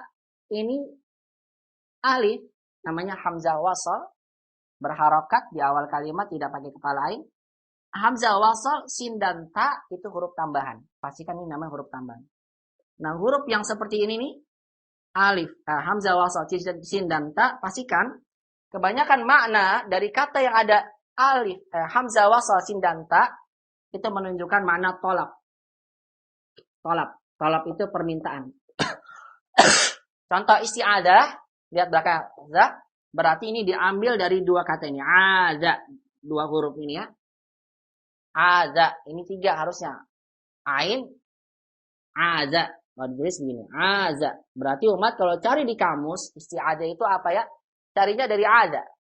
Jangan cari dari isti'aza, dari hamzah. Saya yakin sampai kiamat cari nggak dapat-dapat. Pakai cari yang besar lagi juga nggak dapat-dapat. Ya kecuali saya dapatkan ini ada kamus yang langsung bisa dilihat tanpa lihat akar katanya. Nah, ini ya kamus ini. Kalau ini langsung. Kamus kontemporer Arab. Ini Arab Al-Asri.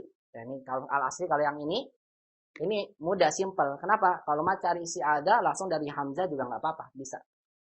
Tapi secara asal ini yang buat Indonesia ya. Tapi kalau dalam kamus-kamus yang lain, itu secara asal umat harus cari akar katanya dulu. Jadi kalau umat cari di kamus dari hamzah nggak ketemu. Diambil dari aza. Aza itu artinya berlindung. Berlindung. Berarti isi koma, cari umat dari kata koma. Ini faedahnya ya, perhatikan faedah bahasa Arab. Berarti kalau istighosa, cari katanya dari kata gosa. Koma artinya berdiri lurus. Berdiri lurus. Lurus. Gosa, berdiri bisa ya. Gosa. Pertolongan.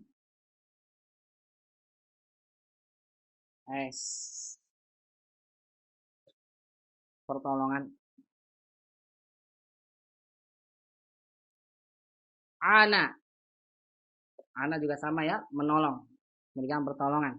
Cuma kalau gosa itu pertolongan dalam waktu yang sangat memang dibutuhkan, artinya sangat berat.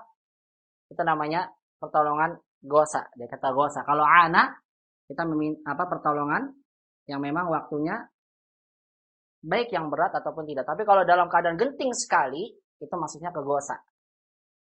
Nomad dapatkan lihat berlindung ada, berlindung kalau ada is, pastikan dia bermakna tolak permintaan. Artinya minta pertolongan. Berarti kalau istiqomah, minta agar diluruskan. Begitu. Istighosa, minta pertolongan. Minta pertolongan yang dalam waktu apa? Waktu sangat genting, itu istighosa. Kemudian isti'anah berarti pertolongan, berarti ada is, pastikan berarti artinya minta pertolongan pada Allah. Begitu ya. Nah pastikan nih umat faidahnya, kalau ada hamzah, sin, dan ta, ini menunjukkan makna tolak. Dibuang dulu ininya, kalau tadi ke kamus, masukkan ke kata asal. Koma, aza, gosa, dan kana. Contoh lain. Coba, siapa yang bisa jawab nih? Istighfar. Istighfar. Istighfarun. Oh, ini kan isti'azah ya. Kenapa pakai ta marbutoh semua? Karena bentuk asal katanya ini. Huruf keduanya ada huruf ilah. Berarti nanti masdarnya, yang namanya masdar, itu dimunculkan nanti ada ta marbutohnya. Baik, coba saya ingin tanya. Istighfar. Berarti umat cari katanya dari apa? Pastikan ini tambahan ya. Berarti asal katanya bukan gofaro, bukan, tapi langsung gofaro. Apa ti gofaro? Gofaro artinya mengampuni. Berarti kalau istighfar artinya apa? Meminta ampun. Meminta agar diampuni. Baik, itu kaidahnya. Baik, Umahat, lanjutkan. Al-isti'adah artinya memohon pertolongan. Memohon perlindungan. Meminta perlindungan. Karena isnya menunjukkan permintaan. Meminta perlindungan. Talabul aun. Artinya meminta pertolongan. Nah, isti'adah ini lafaznya ada berbagai macam. Saya sebutkan hanya dua. Yang pertama, lafaz pendek yang sering kita ucapkan. A'udzu billahi. Maaf, ditunggukan dulu. A'udzu billah min syaitan.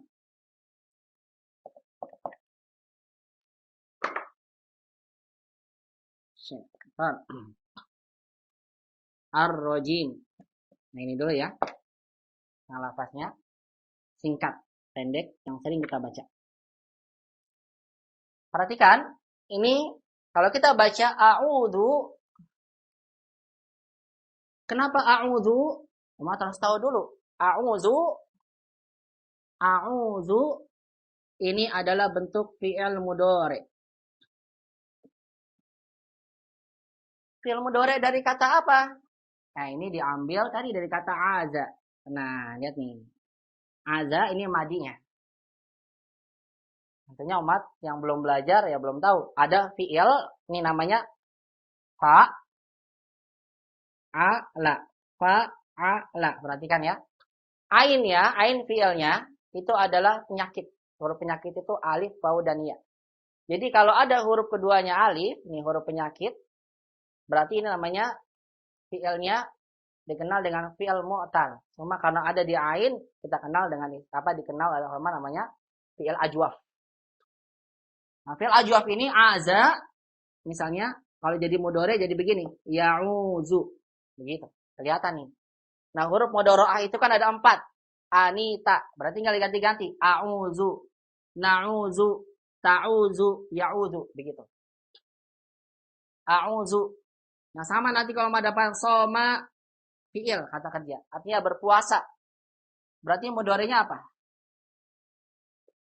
Yasumu, begitu. Koma, berdiri, tadi yang koma. Yakumu. Nah, begitu ya, faedahnya pahami ya. Nah, kita tahu a'udzu, tahu dari mana? Lihat di sini karena ini bentuk fi'il mudhari'. Pertama, cirinya ada ni a. A ini dikenal dengan apa? Huruf mudhari'ah. Karena dia fi'il mudhari', pastikan harokat akhirnya pasti dhamma, kecuali kalau ada huruf sebelumnya. Ada huruf nasab atau huruf jazm. Misal saya berikan. Kalau misalnya ada lan itu menasabkan, berarti a'uza berubah. Kalau misalnya ada lam, nah ini nanti beda lagi. Lam aus jadi. Artinya dia bisa berubah jadi yang lain kalau seandainya ada huruf yang merubahnya. Kalau tidak ada, maka fi'il mudhari asalnya dhamma. A'udzu. A'udzu karena a-nya adalah saya, aus artinya pertolongan, tadi kata aza. A'udzu berarti saya memohon pertolongan, perlindungan. A'udzu. Apa artinya? Aku berlindung kalau diterjemahkan kan ya. Kalau memohon kan pakai sini. A'udzu langsung aku berlindung. Aku berlindung. Billah. Lihat bi.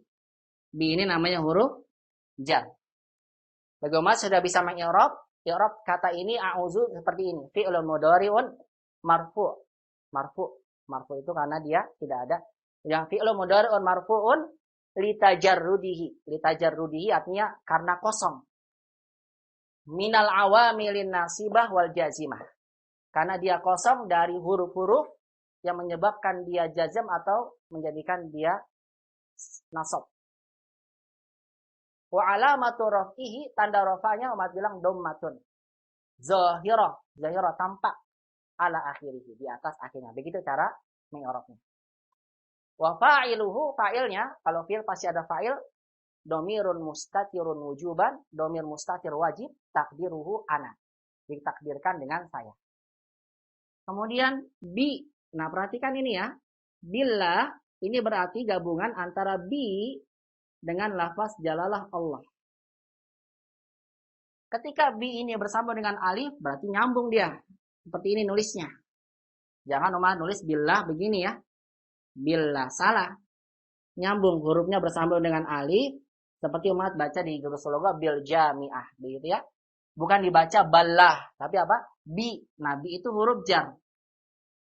Bi itu apa? Huruf jar. Karena dia huruf jar, maka lafaz Allah jadi kasrah. Billahi. Maka kita bilang billahi. Kenapa kasrah? Kasrah sebabnya karena ada huruf jar bi. A'udzu billahi. Berarti kita bilang bi harful jar. Allahi sebagai isim majrur bi dengan sebab apa? Huruf jar bi. Wal jar wal majrur, jar dan majrur ini kita bilang muta'alliqani, dia hanya muta'alliq dengan fi'il mudhari. Muta'alliqani bi fi'lin mudhari a'udzu. Jadi kata a'udzu itu aku berlindung sudah cukup. Billahi itu bukan sebagai objeknya, bukan.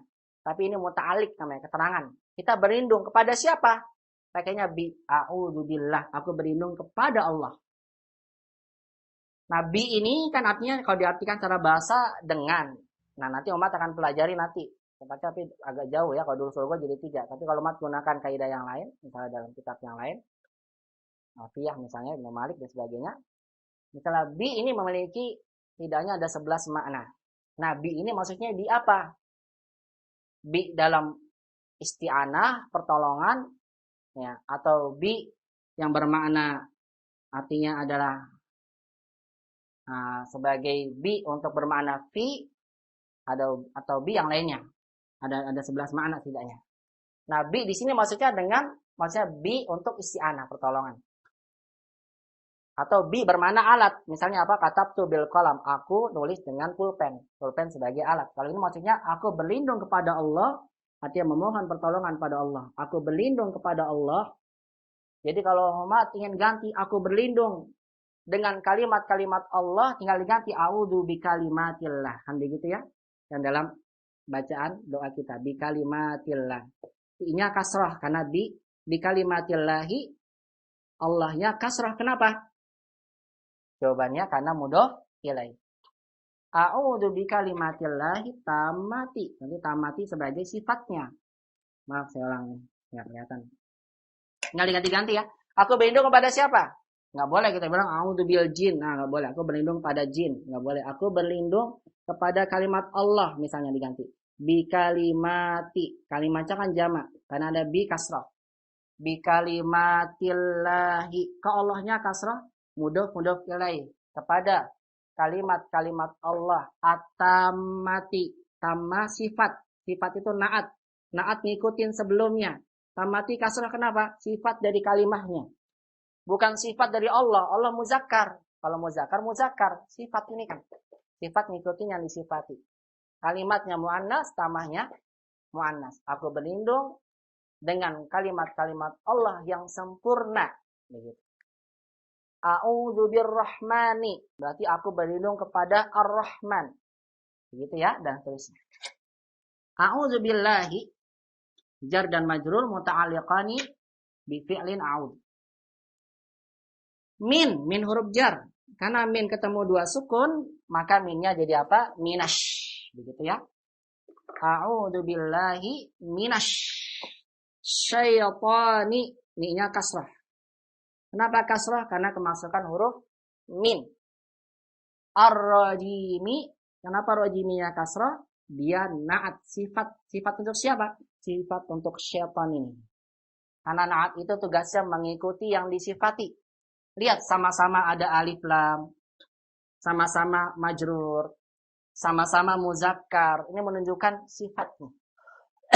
Yang mensifati kata syaitan. Makanya harokatnya ngikutin. Syaitannya majrur. Rajimnya majrur. Dan minasyaitonir rajim kita katakan minasyaitonir rajim jar wa majrurun. Kalau naat enggak masuk ya. Jar wa majrurun muta'alliqani bi ta'awudz. Muta'alliqat yang kedua dengan ta'awudz. Jadi kalau umat ingin buat aku berlindung kepada Ar-Rahman misalnya. A'udzu birrahman. Dari apa? Harus sebutkan lagi. A'udzu birrahmani minka. Dari kamu. In kunta taqiyya. Sebagaimana perkataannya Maryam kepada malaikat yang datang kepada beliau. A'udzu birrahmani minka in kunta taqiyya. Di sini birrahman min itu dari. Aku berlindung kepada Allah dari apa? Pakai min. A'udzu bi min. Nah, perhatikan ya. A'udzu billahi minasyaitonir rajim.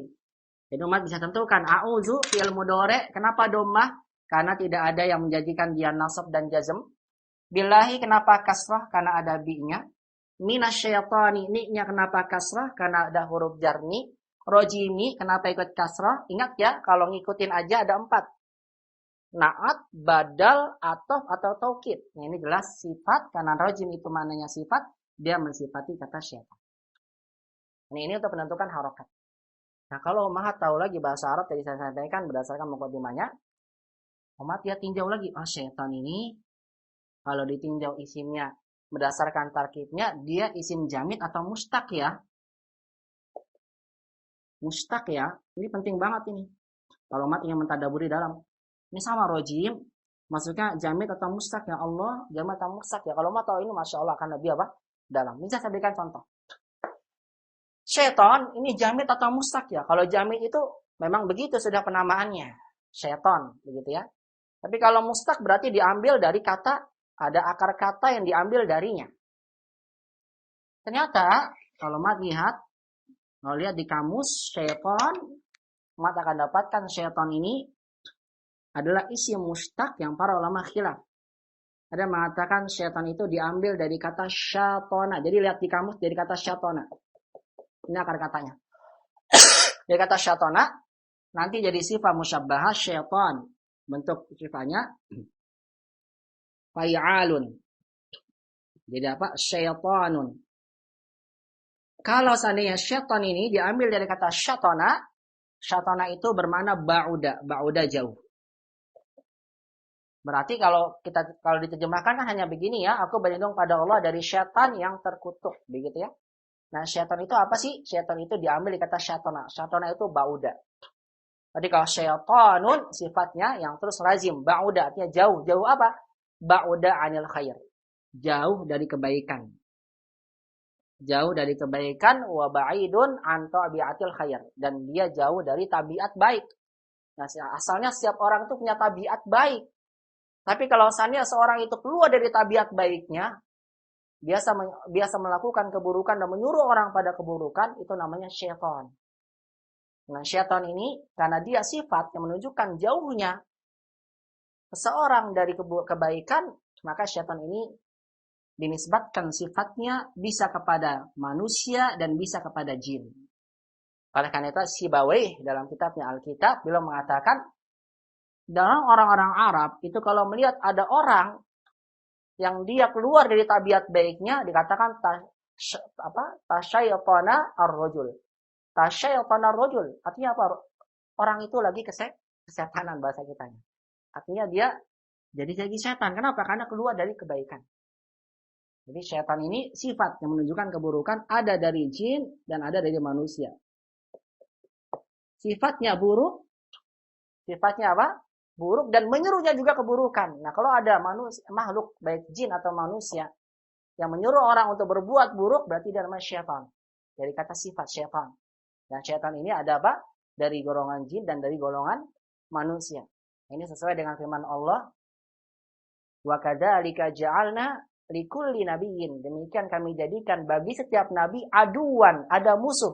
Syayatinal insi wal jinni. Dari syaitan, golongan jin dan manusia. Bedakan ya. Jadi nanti ada namanya iblis. Iblis itu adalah bapaknya jin. Apa bapaknya jin? Bapaknya syaitan yang menurut kepada keburukan. Nah, iblis ini punya bara tentara. Jin itu ada yang soleh, ada yang mukmin, ada yang mukmin, ada yang kafir. Ada yang soleh, ada yang fajir. Sama seperti manusia. Manusia ada yang mukmin, ada yang kafir. Ya, ada yang baik, ada yang jahat. Nah, berarti kalau jin yang jahat, nah dia masuk pada apa? Tentaranya iblis nih. Yang tidak terlihat. Kalau manusia yang jahat, nah dia juga masuk pada perkara syaitan, tapi jadi jenis manusia. Kalau iblis ini nggak akan pernah mati sampai kiamat. Dia minta ditangguhkan sampai kiamat baru dimatikan. Adapun jin ini bisa mati. Bedakan ya. Ini syaitan itu bukan berarti selalu syaitan itu diidentikan dengan apa? Jin yang tidak terlihat. Tapi syaitan juga ada dari jenis manusia. Karena syaitan itu diambil di kata ba'uda, ba'id. Orang yang jauh dari kebaikan namanya syaitan. A'udzubillahi minasyaitani, berarti aku berlindung pada Allah dari syaitan. Karena makhluk yang menyuruhkan kepada keburukan. Baik dari jin ataupun manusia. Nah, di sini lebih identiknya kepada siapa kita berlindung pada Allah dari keburukan jin dan manusia, tapi lebih tepatnya kita lebih berlindung pada Allah kalau seandainya gangguan keburukan ini datang dari jin. Kenapa dari jin? Karena innahum yarawnakum min haitsu la tarawnahum. Jin itu bisa melihat kita, tapi kita nggak bisa lihat mereka. Kalau musuh kita bisa kita lihat, itu gampang kita lawannya. Kalau kita punya kekuatan bisa kita lawan. Tapi kalau musuh kita nggak kelihatan, bagaimana kita lawannya? Nggak bisa. Makanya kita minta pertolongan pada Allah Subhanahu wa Ta'ala. Karena memang syaitan itu datangnya ketika kita sedang melakukan kebaikan. Khususnya adalah kalau syaitannya dari jenis apa? Jin. Yang mengalir masuk kepada darah manusia. Setiap kita mau melakukan kebaikan pasti ada gangguan. Makanya kita diperintahkan oleh Allah ketika ingin baca Quran itu kebaikan. Dan banyak tempat-tempat yang kita disunahkan untuk baca ta'awudz selain dalam baca Quran yang saya tidak sebutkan di sini ya. Ada beberapa tempat yang kita diperintahkan untuk meminta pertolongan pada Allah. Kenapa? Karena dalam kebaikan yang kita ingin kerjakan biasanya apa? Syaitan itu mulai untuk memberikan godaan kepada kita. Maka kita berdoa dengan a'udzubillahi minasyaitonir. Kita minta perlindungan pada Allah, ya Zat yang maha kuat. Ya Zat yang maha mampu. Malik yang merajai seluruh makhluknya. Yang mampu untuk mengalahkan siapapun tidak bisa mengalahkan Allah Subhanahu wa taala. Allah mudah. Karena Allah yang maha perkasa dan kita minta pada Allah Subhanahu wa taala untuk menjauhkan kita dari godaan syaitan. Ini dari kata syaitan. Atau kalau umat ingin dapatkan kata syaitan juga diambil dari kata syato. Ada dua nih. Syato. Lihat dari kata syato. Kalau kata syato berarti syaitan ini bentuknya masuk kepada sifat musyabbaha yang bentuknya syaitan, begitu ya. Syaitan diambil seperti apa? Kaslanu, jau'anu, bentuknya fa'lan. Karena syaitan dari syiatu. Nah, kalau diambil dari kata syaitan, ini ya, fa'lan.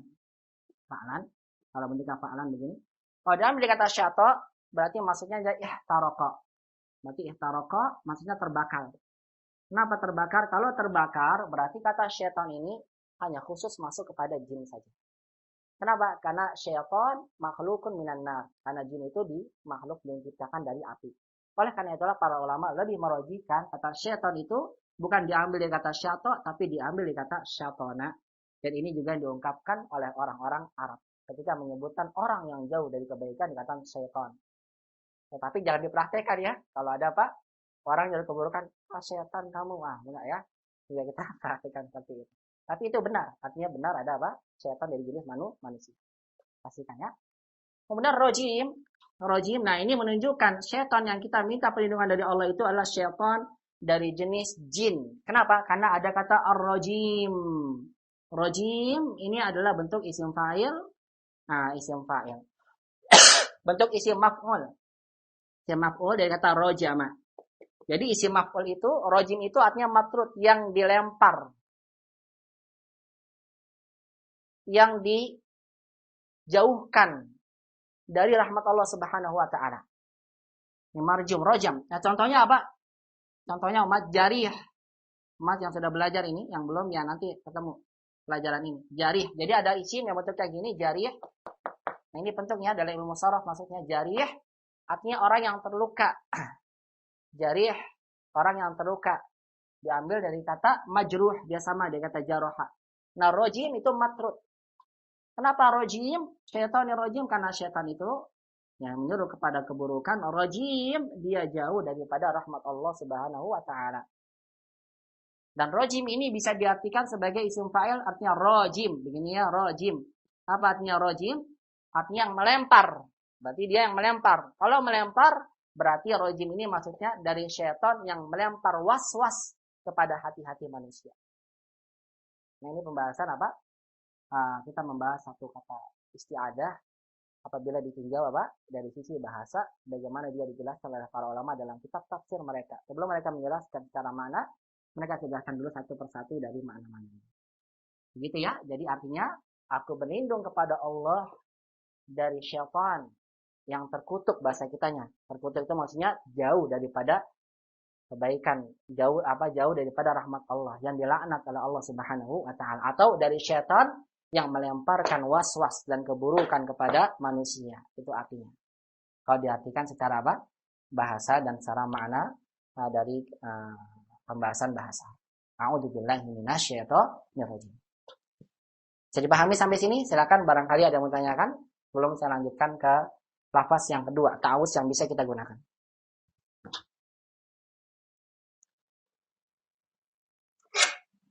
Tidak ada ya?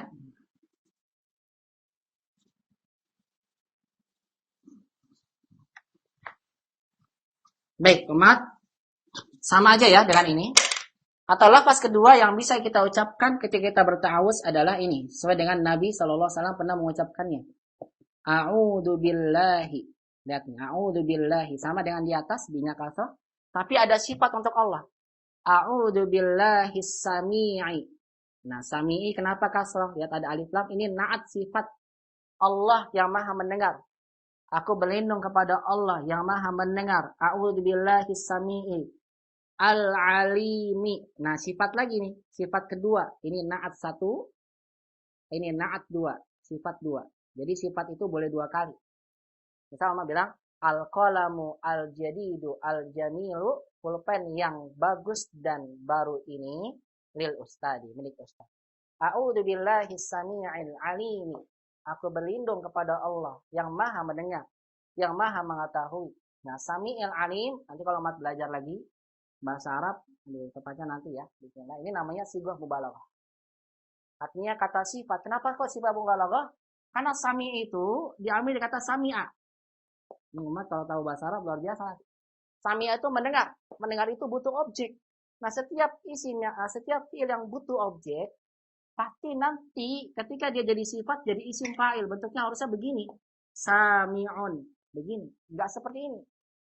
Kalau yang begini tuh, yang fa'ilin itu harusnya fi'ilnya lazim, seperti jamula indah. Indah nanti kalau jadi kata sifat jamilun, gitu kan? Kaburo besar jadi kabirun. Tapi ini sami'ah harusnya sami. Nah, ketika Umar dapatkan harusnya kata sifatnya isim fa'il, tapi dibentuk dengan bentuk yang lain. Contohnya bentuk ini, fa'ilun. Ini menunjukkan namanya sifatnya mubalaghah. Mubalaghah, sighah mubalaghah. Nah, ini nggak tahu Mat kalau belum sampai sini. Tapi kalau Mat tahu, Mat akan lebih memahami. Masya Allah, berarti ini kata-kata nama-nama yang menunjukkan nama Allah, apa kata-kata menunjukkan nama-nama Allah Subhanahu wa ta'ala itu dibentuk semua dari sighah mubalaghah. Kalau sami'un mendengar, mendengarnya biasa. Tapi kalau sami'un yang maha mendengar. Kenapa diterjemahkan gitu? Karena pendengaran Allah itu tidak sama seperti manusia. Allah mampu mendengar sesuatu yang kita tidak bisa dengar. Orang berbisik-bisik saja Allah tahu. Orang sembunyi-sembunyi ngomong sesuatu sedang malam hari, dia ngomong apa? Allah Subhanahu wa ta'ala tahu. Dimanapun orang berbicara, baik dia sembunyi-sembunyi atau tenang, Allah maha tahu. Karena Allah sami'un, diambil dari sighah mubalaghah, dari kata sami'a. Nah, umat yang belum tahu sighah mubalaghah agak sulit. Tapi umat yang sudah tahu, pastikan mubalaghah ini sami'. Umat pastikan kalau umat menyebutkan nama-nama Allah, itu sighah mubalaghah. Alim juga demikian, diambil dari kata alima. Alima mengetahui. Kalau diambil dengan isim fa'ilnya alim, orangnya mengetahui, terbatas pengetahuannya. Tapi kalau dibentuk dengan alim, berarti bentuknya sighah mubalaghah. Sighah mubalaghah berarti pengetahuan yang menyeluruh. Alim. A'udzu billahi samii'il 'aliim minasyaitonir rajim. Ini lapas kedua. Umat boleh pakai ini dan itu ya. Kali-kali divariasikan. Kenapa? Karena agar kita membiasakan mengikuti sunnah Nabi SAW. Nabi kadang pakai ini, kadang pakai yang kedua ini. Ada yang ketiga lagi tidak saya sebutkan, dua aja cukup. A'udzu billahi samii'il 'aliim minasyaitonir rajim. Ini sama ya. Ada lanjutannya min nafkhihi. Saya lanjut sini. Min nafkhihi. Min nafkhihi. Min nafkhihi wa nafzihi. Apa? Min nafkhihi wa hamzihi. Wa hamzihi wa nafsihi. Wa nafsihi. Aku berlindung pada Allah dari syaitan yang terkutuk. Godaan syaitan yang terkutuk, ini jelas ya, dari jin. Kenapa? Karena lanjutannya, min nafkhihi. Nabi mengucapkannya langsung. Min nafkhihi. Nafkhihi itu artinya adalah min khanqihi. Dari gangguannya. Kenapa min nafkhihi kasrah? Ini kan ada min ya. Hi-nya kembali lagi kemana? Syaitan.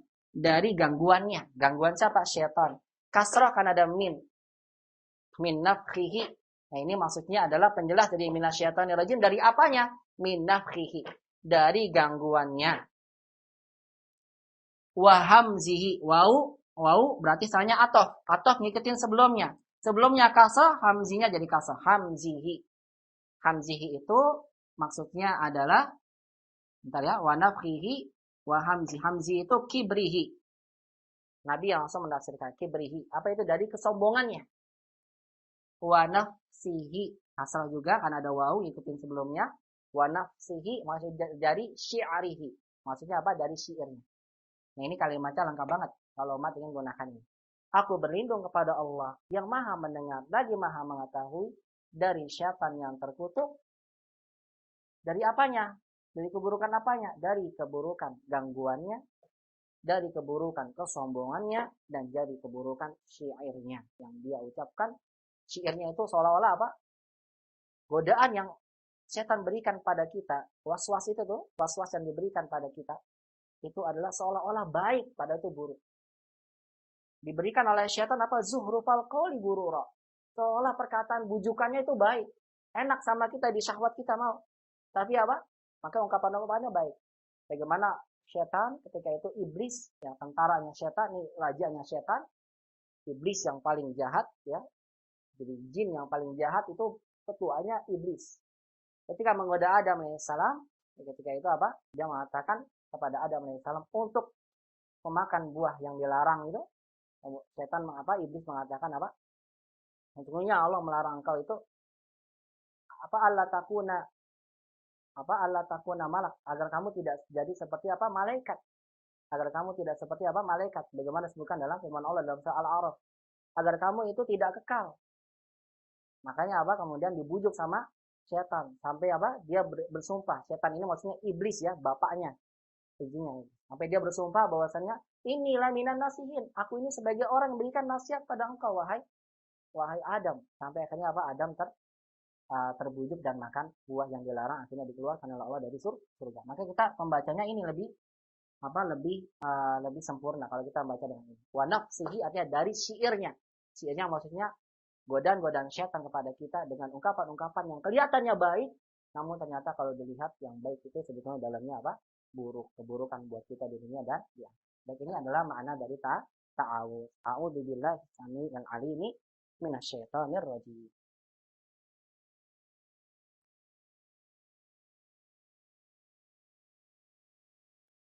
Subhanakallahumma hamdika asyhadu an la ilaha illa anta astaghfiruka wa atubu ilaik.